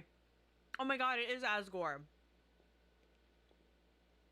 He's got a shard. It's Asgore. Pat's right. It's gonna be fucking Asgore. It all goes back to Asgore. Like, so Pat assumed that as well, but I was like, just because, you know, because I know in the prophecy it talks about, which we should look into the prophecy as well. Sorry, I've got shit in my teeth. The prophecy talks about how, the field of what pink and yellow will, like, become ablaze because of, like, jealousy or some shit. Oh my god. Asgore is going to like shit his fucking tits off because he's gonna see Toriel and Sans at the festival. Oh my god. We're gonna have to hit him with a truck. Just saying. Okay, I'll be silent now. I apologize. As you go through Deltarune's 4 chapters, think about armor, weapons, healing items. I've made theories suggesting that a future secret boss, specifically Chapter 5's, is going to be a dark fight, similar to Chapter 4's Jackenstein, Sound of Justice, and the Titan. In these unique fights, tension point collection is severely limited, and the winning condition of the battle revolves around slowly collecting tension points in gimmicky ways. With this in mind, tension-related consumable items might be the smartest thing to save going into the next chapter. There's only one tension max in the entire game, a gold reward from Chapter 3's Gumball machine that immediately fills your TP bar to 100% upon consumption. An item like this can end a dark fight many turns before it's supposed to. Along with that, there's also 2 to 3 tension gems which give 50% TP. One if you get every recruit in Chapter 2, another if you get B or A rank on Chapter 3's board 2, though you probably won't get this one as the Shadow Mantle is much more important. And 3 in the first act of the Church's Dark World. It's also been speculated that Chapter 5's secret boss might be cat-themed, wielding not only dark element attacks, but cat element as well. Despite the sheer amount of different kinds of elemental damage found throughout the game, in the first 4 chapters of Deltarune, we've only found armors that shield against 4 of these elemental damage types: Dark, Star, Puppet, and Cat. Elemental damage negation is so much more valuable than ordinary defense. Ordinary defense only removes 3 damage from an enemy's attack per defense point. Elemental defense takes massive percentages of damage from an enemy's attack. This is already proven to be insurmountably useful in the Roaring Night fight, where the Shadow Mantle, despite being only equipped onto one of the 3 party members, makes the fight considerably more doable with its 66% protection against Dark and Star attacks. 66% negation against the Knight's 200 damage is equivalent to 44 ordinary defense points. Spammed in Neo's special armor drop, the Deal Maker gives 40% damage negation to Puppet and Cat attacks. The Mannequin sold by the Addisons gives 35%, and the Frayed Bow Ties, of which you can buy as many as you want, give 15% each. For perspective, 15% negation against an attack that does 200 damage is still equivalent to 10 points of normal defense, which is double the currently highest defensive armors in the game. So if that certain cat indeed has the 5th Shadow Crystal like we've been theorizing about, make sure you have these armors in your pocket. The collection of armor, weapons, and healing items, as well as the collection of any sort of unusual or suspicious item, becomes much more interesting when you consider the NPC Malleus, who is capable of combining armor, weapons, and items into something new. That, and the fact that Deltarune, unlike Undertale, gives you a nearly unlimited amount of space in your inventory for storing all of these types of items, at least for me, it makes Malleus's fuse mechanic one of the most fascinating aspects of Deltarune. Currently, Malleus has been unable to procure any new recipes since the ones they were able to give us after Chapter 2. Something about a forbidden technique called bread and a master of bread that they have to meet in order to expand their recipes. In other words, there's going to be some kind of character called the Master of Bread who we'll likely find in Chapter 5 to bring back to Malleus. This is where every single item we've collected, including the Shadow Crystals, has the chance of getting put to use in the form of some very interesting fused items. Some items I'd like to highlight outside of the ones I've already talked about: the Gumball machine's Blue Ribbon, the extremely expensive Gold Widow, Noelle's Jingle Blade, Spamton's Broken Sword, the default weapons, the rings, the Dog Dollars, and the rare Bitter Tears. Similar to the Shadow Crystals, the Forgotten Man's 5th and last mysterious egg is going to be given to us in Chapter 5. In a lot of ways, the eggs are even more mysterious in their nature than the Shadow Crystals, and especially curious in what the result of collecting all of them is going to do. Did you want to meet again? Oh, joy. I'll tell you my schedule, listen carefully. On Thursday, I go to sell the donuts. On Friday, I toss the leftovers in the dumpster. On Saturday, I let it cool on the windowsill. On Sunday, I harvest the wheat. Hold your breath, head to the left, and count backwards to 100. Did you remember to write that down? Now that we've collected the first 4 eggs, I would especially keep this last line in mind. In Chapter 5, the Forgotten Man will be hidden in a place involving wheat. So any mention of wheat and stay in that area until you found that egg. I think it'd also be prudent to keep this line in mind. Hold your breath, head to the left, and count backwards to 100. This was a hint that you could have used, though it wasn't exactly necessary, to discover the Forgotten Man's hiding place within Chapter 4. Once you've reached the end of the windows, head back to the left while counting down to the 100th window. There, you'll find the secret room. However, it's curious how this hint is presented within the Forgotten Man's speech in Chapter 3. Not after his location hint for Chapter 4, but Chapter 5 as well. He also doesn't give any hint pertaining to Chapter 5, only, as far as we can tell, Chapter 4. So as it might be, this line could also apply within the place with the wheat. So do what the Forgotten Man said and write it down. Despite Deltarune's insistence of the unimportance of our actions, there are still some things we can do that seem to be changing the course of the game. The collection of recruits throughout the first 4 chapters is something you should definitely have done, at least on one save going into Chapter 5. It's very easy to make sure you've done this right, with Chapters 3 and 4 even having reminders near the end of the chapters of your recruit status. When you visit Castletown in Chapter 4, you're also given a status report on the strength of your town. Getting recruits changes a lot of things about the game. Even something as major as Tenna surviving the Knight's Cleaving only happens if you collect every recruit in Chapter 3. It's very unclear whether or not Chapter 5 is going to be the last chapter in which you gather recruits from a Dark World. Chapter 5 seems to be the end of a lot of things. Shadow crystals, eggs, chapters described by the Lord of the Hammer. Wait, inquiry. Do we know for sure that is the final egg? Or were there going to be 7 eggs? Or we don't know.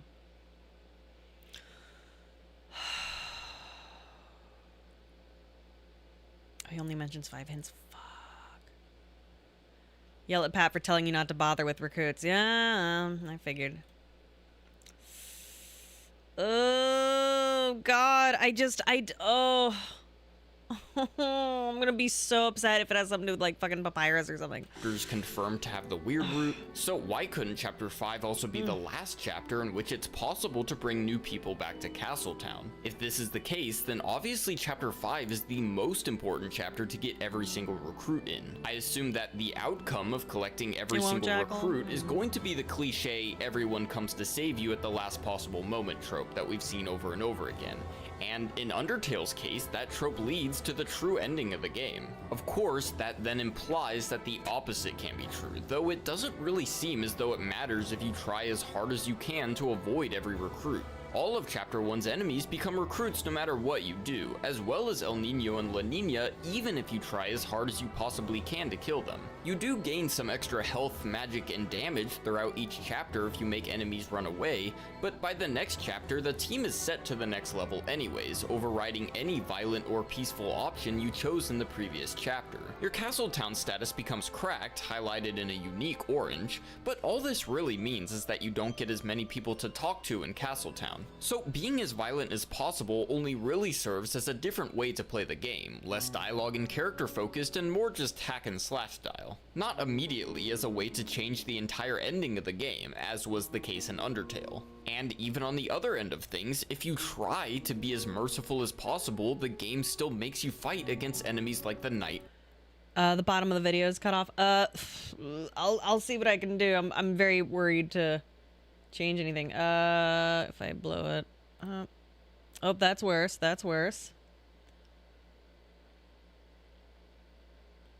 I don't know what I can do.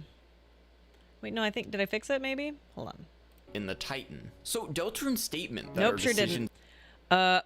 I'm gonna be so honest. I don't know how to help. Because I'm just gonna break it. I know, I'm sorry. Don't matter does seem to be true when it comes to the simple decision between fight and act. But then, of course, there's the weird route.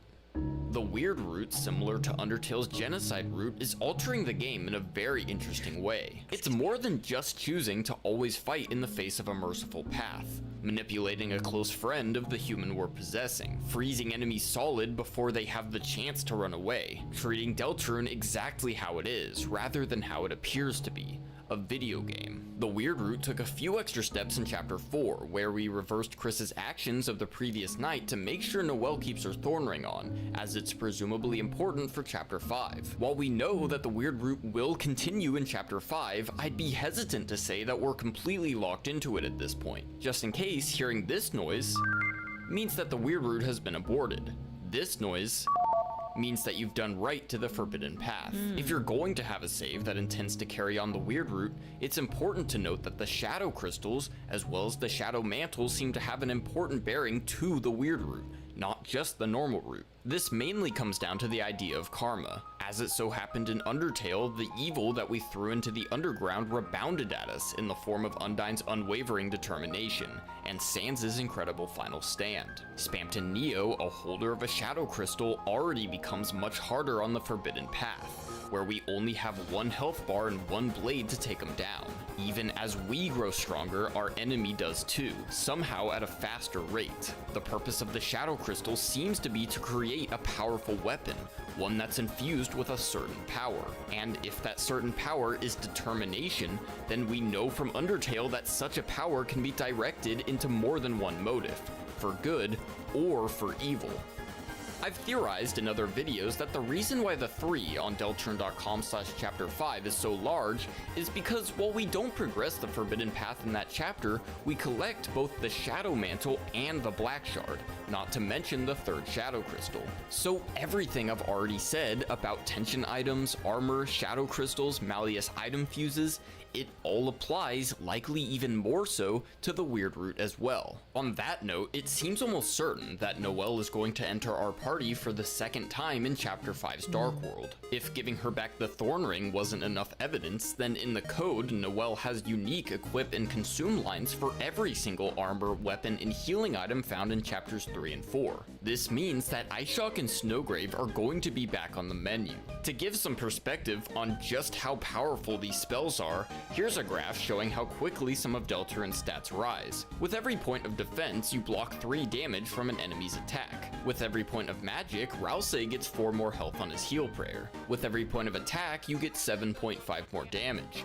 11 more damage for Susie's Rude Buster. But for Noelle's spells, every point of magic gives Eyeshock 30 damage, and that's on top of a 90 to 100 damage head start on spells like Rude Buster. And for Snowgrave, oh boy, for Snowgrave, with every single point of magic, you get 40 more damage with this spell, on top of a 600 to 700 baseline. Chapter 4's Mystic Band alone, which gives 4 magic, would give the Eyeshock spell 120 more damage, and Snowgrave 160 more. With the stats Noelle has by the end of Chapter 2, Thorn Ring plus Mystic Band plus Jevil's Tail would make one Eyeshock, costing only 16 tension points, do over 800 damage. Snowgrave over 2,000 damage. And that's not even considering the stat raises and items in Chapter 5. But again, remember that these spells cost TP, with Snowgrave using the entire tension meter. If I am right in the prediction of a dark boss fight in Chapter 5, then a fight like that would render Snowgrave virtually unusable. Unless, of course, as I've already talked about, you have any tension items. Now, here is something interesting about the Weird Root that has to do with what I was talking about earlier, about elemental defensive armors. As I mentioned, we're currently theorizing that Chapter 5 secret boss, or at least some boss in the future, might be cat themed, and so picking up the cat element defensive armors might be really smart. In the Weird Root, however, it is not possible to get any of the cat and puppet defensive armors. The Addisons disappear from Cyber City, taking away the mannequin. Spamton never goes to his shop in the trash zone, restricting the frayed bow ties. And finally, since it is not possible on the Weird Root to end Spamton Neo's fight in a peaceful way, you cannot get the Deal Maker, only the Puppet Scarf. Maybe this was only done to make the solo fight against Spamton Neo as hard as possible,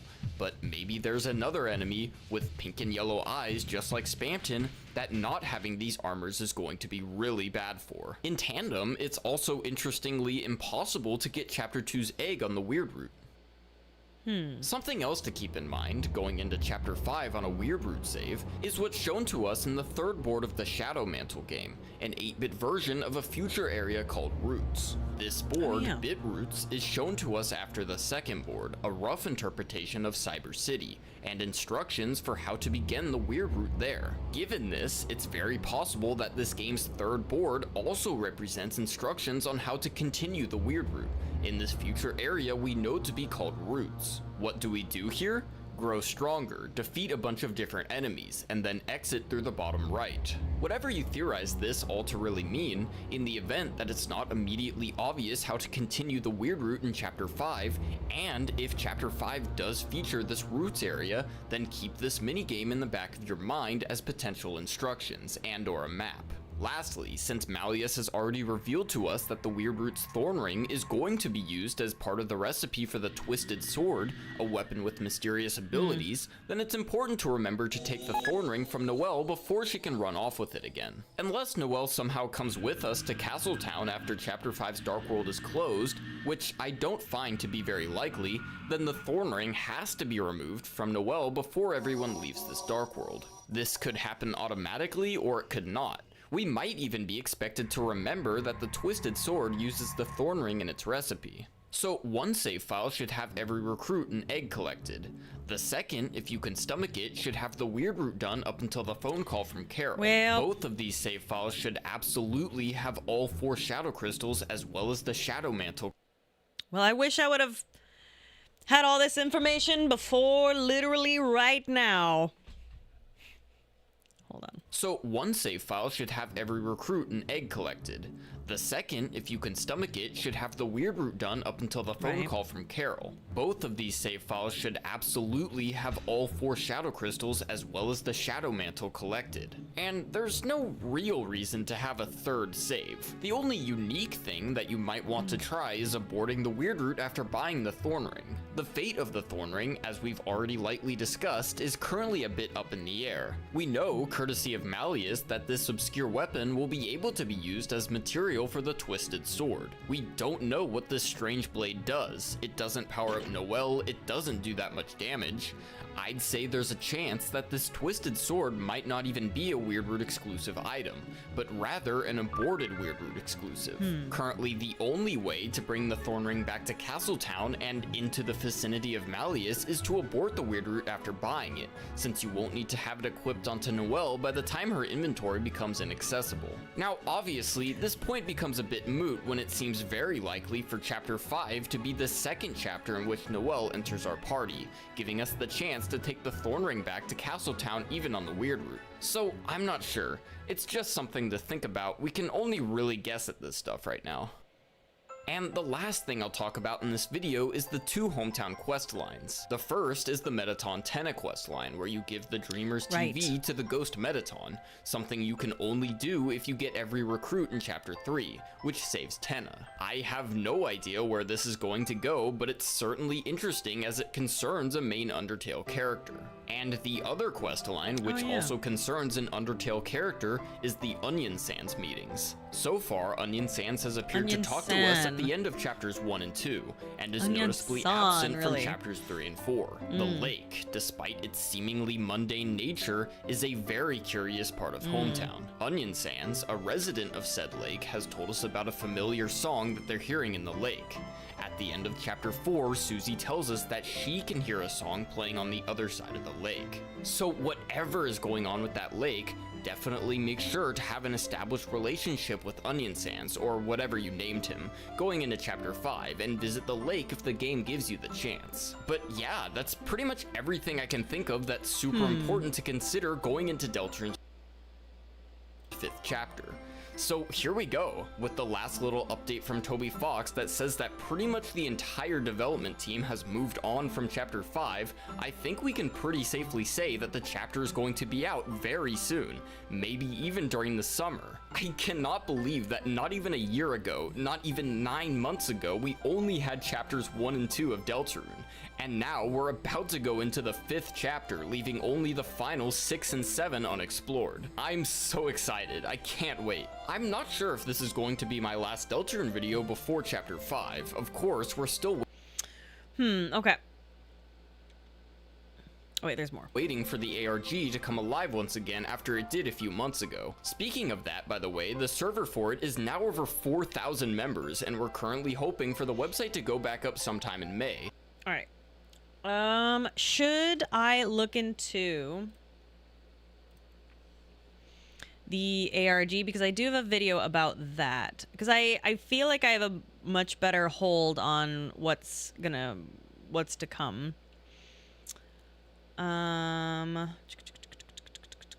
The ARG. Okay. Where is it?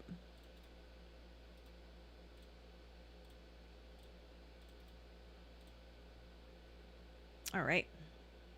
Oh my God, jeez.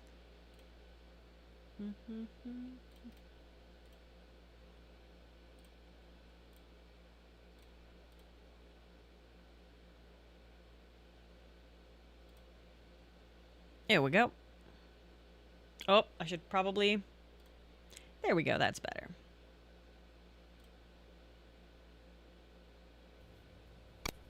It happened. After 6 long months, deltarune.com/chapter4/thankyou was opened once again. This is Gold Pro, by the way.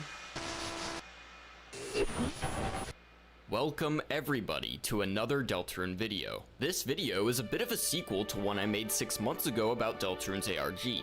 I strongly recommend watching that first if you haven't already. As a quick recap, Deltarune has started talking to us through its website. Specifically, the site deltarune.com/chapter4/thankyou has gone up a total of 3 times in a little over a year. The site features 2 input boxes in which you can submit your email address and your answer to a question that's in the header of the site. After the second time that the site went up, the responding emails gave us a lot of hints pertaining to the question being asked. How long did it take her to smile? In my video, I looked over all of the hints that were given to us and determined that this smile belonging to Noel Holiday is going to happen during Chapter 5 of Deltarune, or Sunday as it would be in game. Specifically, I suggested that it might happen during the hours of the festival, anywhere from 12 hours or 12 p.m. to 24 hours or midnight. I then proposed that in preparation for the time that the site opens again, and the question how long did it take her to smile was asked once more, we use this time frame in combination with a Discord server and a spreadsheet,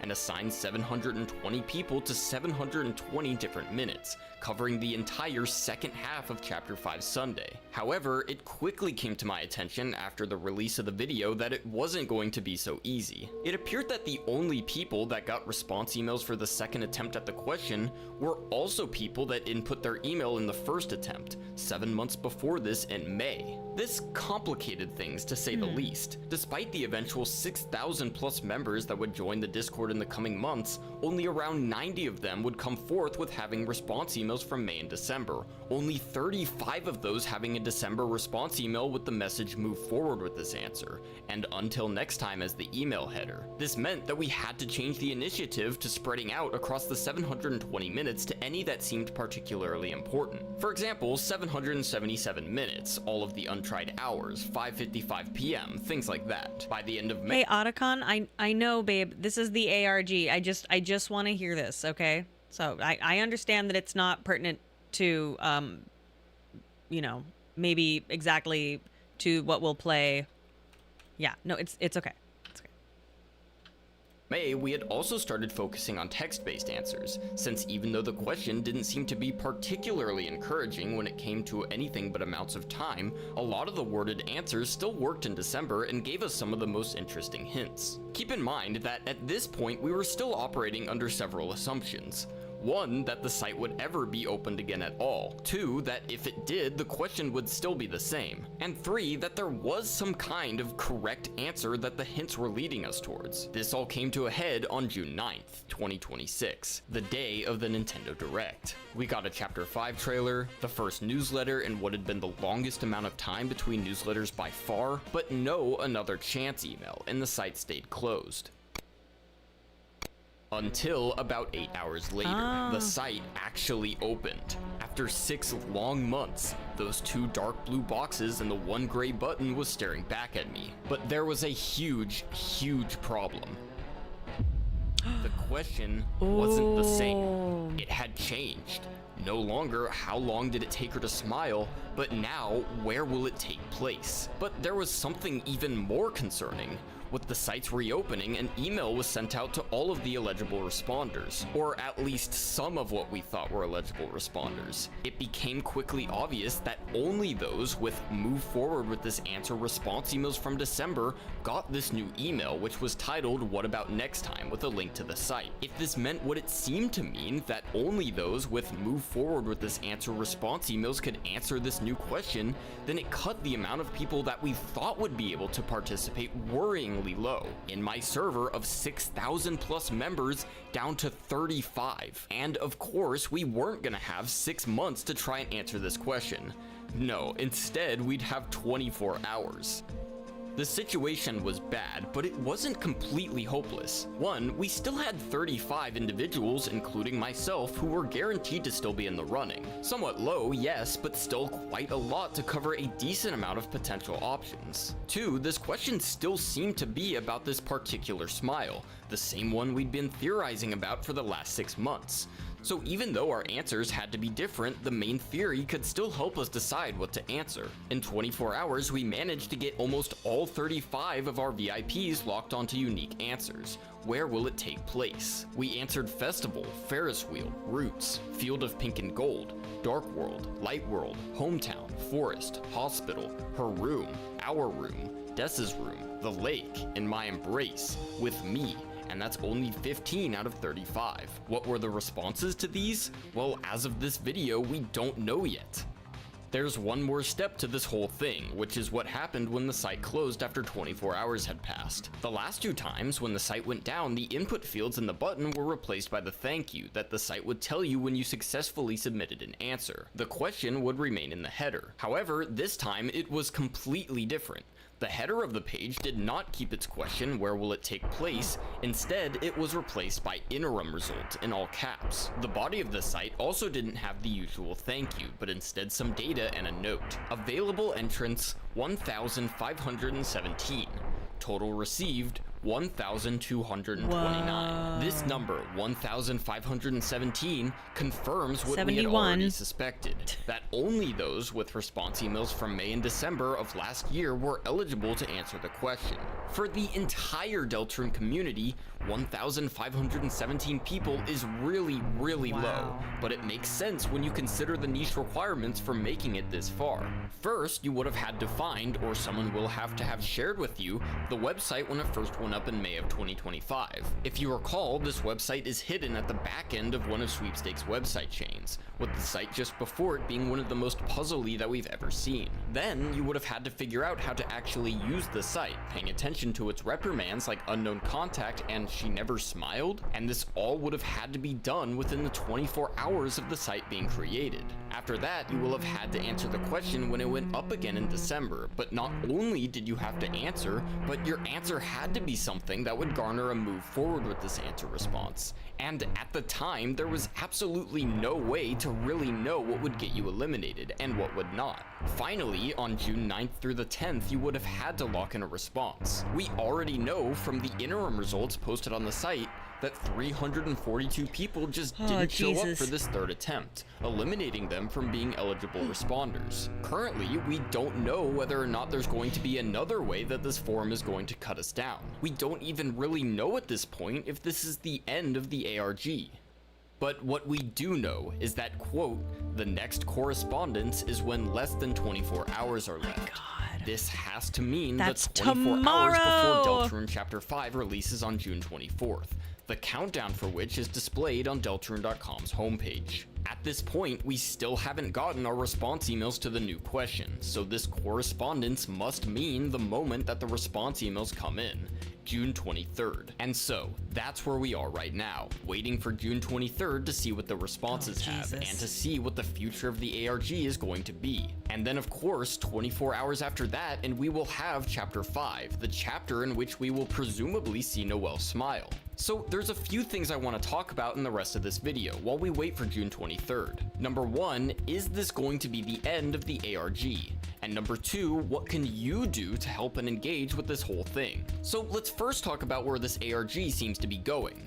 What are we going to get on June 23rd, and do we think that it's going to continue past the release of Chapter 5? So first of all, both of the questions that have been asked so far are talking about a specific event of Chapter 5, a smile, one that'll happen during a certain time frame and in a specific place. We know roughly when, and on June 23rd we'll probably know where. But it's interesting that this smile, the one that the site has been teasing us about since before the release of Chapters 3 and 4, is a Chapter 5 thing when we have Chapter 5 releasing in a few days. One would think that maybe this whole thing is just a teaser for something that's going to happen in Chapter 5. This is about Sans and that penis, there's yes. not going to be any reason to continue it once everyone has played the chapter. However, I don't necessarily think that this is the case. First of all, we're forgetting the detail that the number of eligible participants for this ARG has been narrowed down substantially, with the first official reveal of the number being just a few days ago, 1,229. If this whole ARG is Surprised it just wasn't going to give us 1225. teasers for a Chapter 5 event,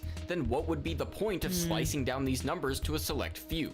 Why not just update Spamton Sweepstakes with new pages like they've done in the past? To me, the fact that there's this whole element of narrowing down eligible participants tells me that there's got to be more to this than just teasing something about Chapter 5. And it really feels like we've only just gotten started with this whole thing. The first attempt was basically nothing, the second attempt just taught us how response emails work, and the third attempt is the first one that gave us an interim result. But most importantly, the line on the site about the next correspondence clearly says the next correspondence, not the last. You'd think, and especially with this correspondence being put on 24 hours before Chapter 5 comes out, that if it was the last one because of Chapter 5, it would say so. So is this going to be the end of the ARG? Well, I think there's plenty of reasons to suggest that it won't be. If it continues after Chapter 5, of course, what's going to carry over is the small number of participants that have made it this far. The responses that we'll get on June 23rd, responding to everyone's answer to the new question, will also probably cut down the numbers even more. For example, last time a lot of people were eliminated if they submitted one of two very popular answers, 11 or 1225. The responses to both of these numbers reprimands you on following the pack and not being original. With a lot more eligible responders joining the Discord after our initial organization of the original 35, it's become very obvious that Festival and Ferris Wheel are the two most popular answers by far. And while I don't think either of these answers are bad, they are certainly not very original. If the ARG extends very far into Deltarune's future, I could imagine a situation where very few people are left at the end of it, maybe down to 100 or less. Maybe these people will get some sort of personalized prize or code or something. It's very interesting to think about. But what if you're not a part of the lucky 1,229 that can interact with the ARG? What can you really do to be a part of this? So as of writing this, we've accumulated 158 of the 1,229 in my Discord server. They're all organized on the sheet with their answers to the new question, and they all have a special role in the server. When the response emails come out, every one of them will be posting their email in a special channel. Now, if you're in this Discord server, you can of course very easily spectate this and join in on the very interesting conversation that is sure to be created by what these emails have to say. That's super cool. In the last attempt, I could not tell you how split up and scatterbrained the entire community was. People putting their response emails on Twitter, Reddit, random spreadsheets being shared around, owned by who knows. No single place for a discussion, just absolute chaos. With a Discord server like mine, we can have a much cleaner and organized place to talk about what's happening. And looking forward to if a new question gets asked by the website, well again, we have 158 eligible entrants in the server, 13% of all of them across the entire community. They are already marked on the spreadsheet, so they're all primed and ready to be assigned to some unique answer that we can brainstorm in the server to answer the new question. If you aren't one of those people, the server still offers a great opportunity to talk with all of them, and by sharing your insight, you might get one of them to submit your idea. So even if you aren't an eligible participant, you can still very much contribute. So yeah, June 23rd at 8 p.m. Pacific time is the 8 moment a.m. we're waiting for. If you want to witness it happen, all you have to do is join the Discord and tab into the hashtag response posting channel. Wow. Then, of course, we'll be in the 24 hours before Chapter 5 comes out, which I haven't even talked about at all in this video. The server will also double as a place to talk about Chapter 5, so if you're looking for a place to do that, then it's another reason to come join. I want to look into the roots theory, but I'm worried it's going to color my perception of what, of what's happening or what will happen. Is it possible to describe an ARG without sounding like you're in a cult? I don't know. I'm trying to figure out if I have everything I need. Just don't be influenced. Done and done. I wish I could do that. I'm very much the way that I am.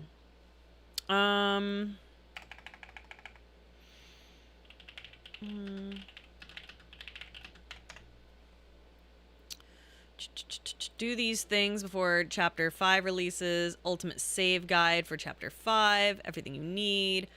There's final theories from Jaru Jaru. Everything you need. My final predictions. Let's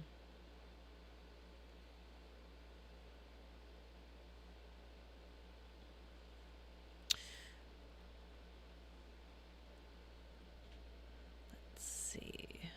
You sent me something? Let's. Oh. How long is it? Let's see. And of course I have an ad. Of course I have an ad. Hold, please hold. I wonder if there's gonna be a cat boss, right?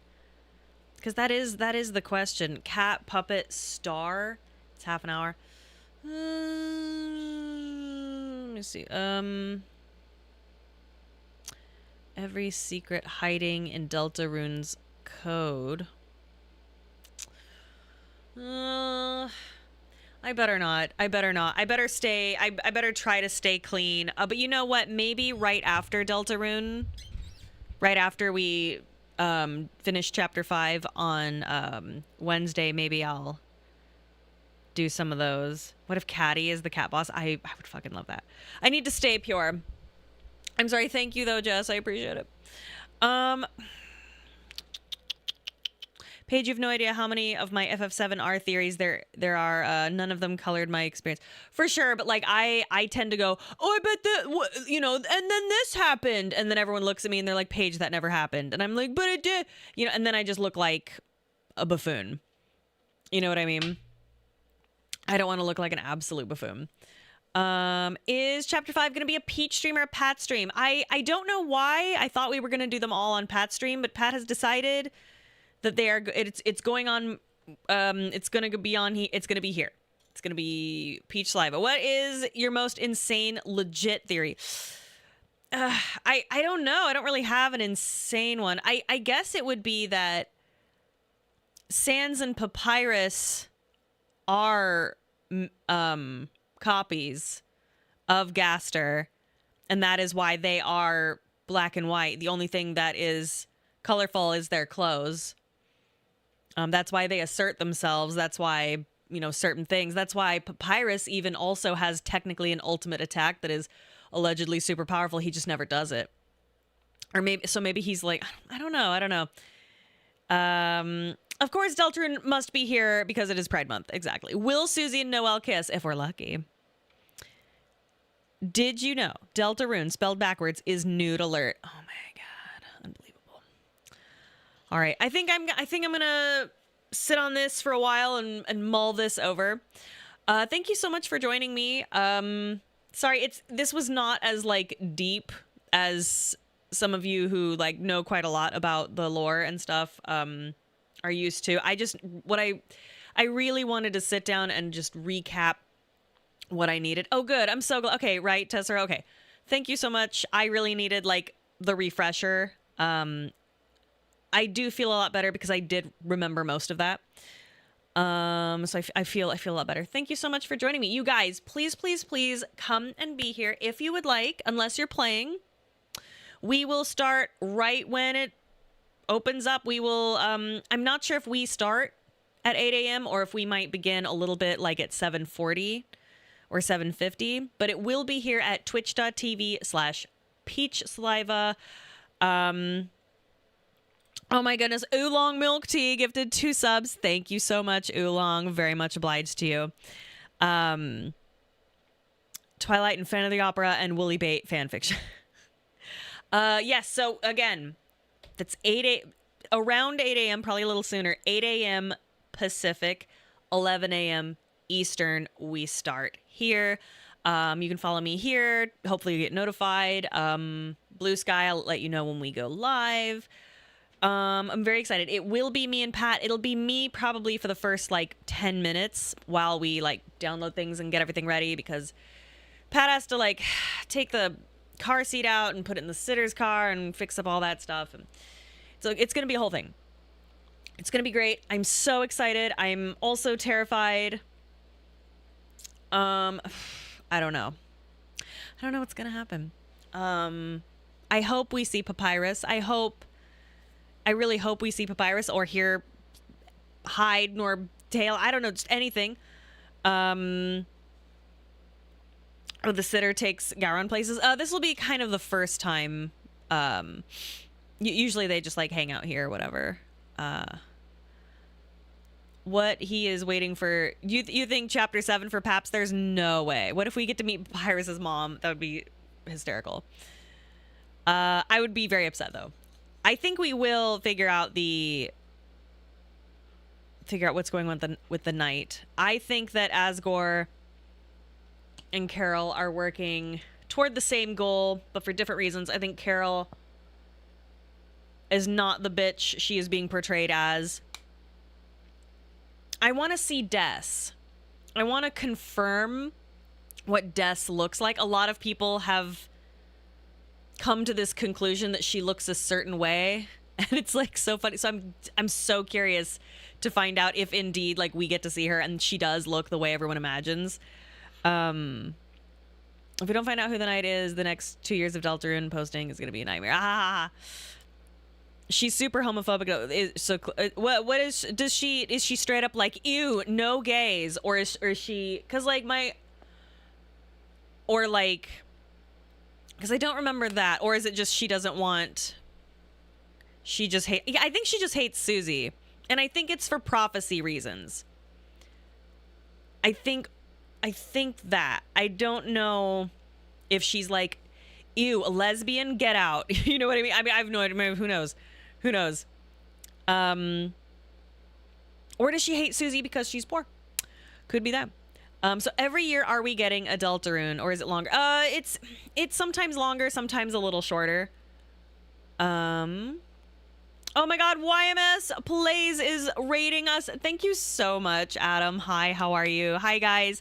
I was just doing a video, Let's Watch, about Deltarune and how Renegade. Oh my God, I'm doing Paragon myself. I'm doing Paragon right now, in Mass Effect 1. It's crazy. Are you guys so fucking ready for Deltarune? I am. I'm so sorry. I'm actually about to end. I'm so tired. But thank you for coming, Adam. And I miss you, and I'm excited to see you soon. We need to talk, by the way. I need to figure out if I need to pick you up or what's going on. She doesn't hate Susie. She just knows Susie is a combination of Des and Chris's soul, so it's weird. Wait. Susie is a combination of Des and Chris's soul? What? Do we know that for sure? What? Oh, that's okay. That's a theory. Okay. Susie's not a real person. Do you know that for sure, though? Canon lore, Susie's got a fat ass, though. Well, don't tell me things like with the confidence of someone. Come on. Come on. Parentheses theory. Come on. Come on, help me out. It's not real, but I believe it. You know what? Respect. Because I also like to go, that's bullshit, but I believe it. Dad works at Nintendo. Can confirm. I think the Roaring Knight, I don't know. It would be so easy to say it's Des with the left-handedness, the baseball bat, the baseball situation. I don't know.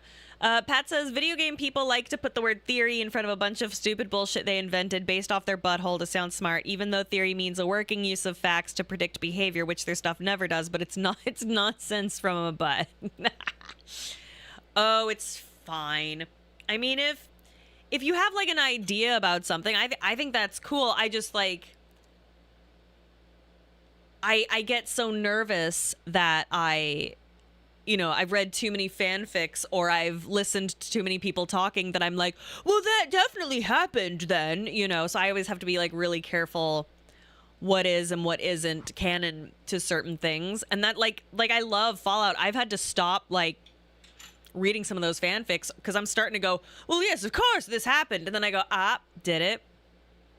And then I'll do a little Googling and I'll be like, no, sure didn't. Des being the knight is perfectly fine. It doesn't need to be a shocking reveal. It's fine for a story to have predictable elements. I agree, but this is Toby Fox, and he does so like to trick us. And it just wouldn't. It would be predictable if it's Des. It would be predictable if it's just totally off base. Do you know, like predictable for Toby to do something that will shock us? Does that make sense? Des is the only one that feels right on the emotional level. I agree.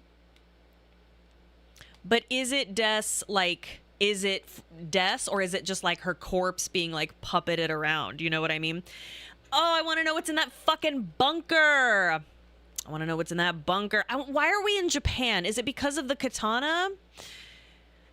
Oh my God, does Carol open the flower shop, or is it indeed Asgore? I don't know. I would love it if Carol did it, though. I think it's going to be Asgore, but still. Theory, someone is going to pull off their face, reveal they were a Homestuck character. But it could happen. Well, Carol's definitely a weeb. She has a katana. She does have a katana. So would not shock me. I mean, I wish we could tell if Carol was left-handed as well. Unfortunately, I don't think we get to know that much about her. If the roaring happens, would be tons of Dark Worlds. Oh yeah. Hoping Toby doesn't feel pressure to like make it a big... I don't think Toby feels pressure to do anything. He's like on top of the world. I don't think that man feels pressure to do anything. If we discover Carol has a stash of old anime VHSs, I'm going to freak out. Oh my God. Fingers crossed. Here's the thing though. The only thing that gives us Japan, right, is the katana. Because I remember Asgore's flower shop, and I don't remember seeing any, like, anything that would give that impression. But I don't know. When asked about the knight, he asks Susie, what do you think the knight wants? And Susie answers, I don't know, world destruction probably. And the old man goes, oh, do you really think so? Yeah, I don't know if the knight is even bad, ? I don't know. Maybe they're just trying to prevent us from getting somewhere or learning something. I don't know. Wouldn't surprise me. The festival could be, Japan themed, and that would make sense if Carol is in charge of the town and she's a huge weeb. Okay. The roaring does sound bad. That is true. What if Chris is the second knight from the prophecy? The knight is bad in a hot way. My theory on that is that the only bad guy is the one ending and everyone just has a different plan to change that. Yeah, I don't know. All right, I have to go. I'm getting sleepy. I love you. I'm proud of you. Have a wonderful day. Wait, what if Chris is Ness and the reason they get along with Des is because they are Chris Ness? Like Christmas. Oh my God. Wow. Incredible. So tomorrow, Pat will be on Castle Super Beast, of course. He'll take a break, and then he is going on to do Final Fantasy 14 stuff with the gals. And then 8 a.m. Pacific, bright and early. Pat, are we? Do you want to start like 5 or 10 minutes before we before 8 a.m. on Deltarune Day? All right, great. All right, then we'll start probably at 7:55 a.m. the 24th, Wednesday, 8 a.m. Pacific / 11 a.m. Eastern. And we'll see you for Deltarune, and we will find out together, or you will find out before us at the same time, and then you'll see our VOD, and it'll be super cool. I'm so scared. Again, it's not tomorrow. It's the 24th. However, we will learn some information according to the ARG video. So, yeah. But again, the Deltarune does not come out until the 24th. Okay. Goodbye. He is good, and he is sweet, and he has nice feet. Beep, beep. He is good and he is sweet. He is big and he is strong and he has nice feet. Beep, beep. He is good and he is sweet. He is big and he is strong and he has nice feet. Beep, beep. There's a cat who's on the rise. I think his name you know. But if you are not privy to, it's spelled E-L-M-O. He's not the most together guy, but he's our little man. Pat and Paige will love him 'cause he does the best he can. He is good and he is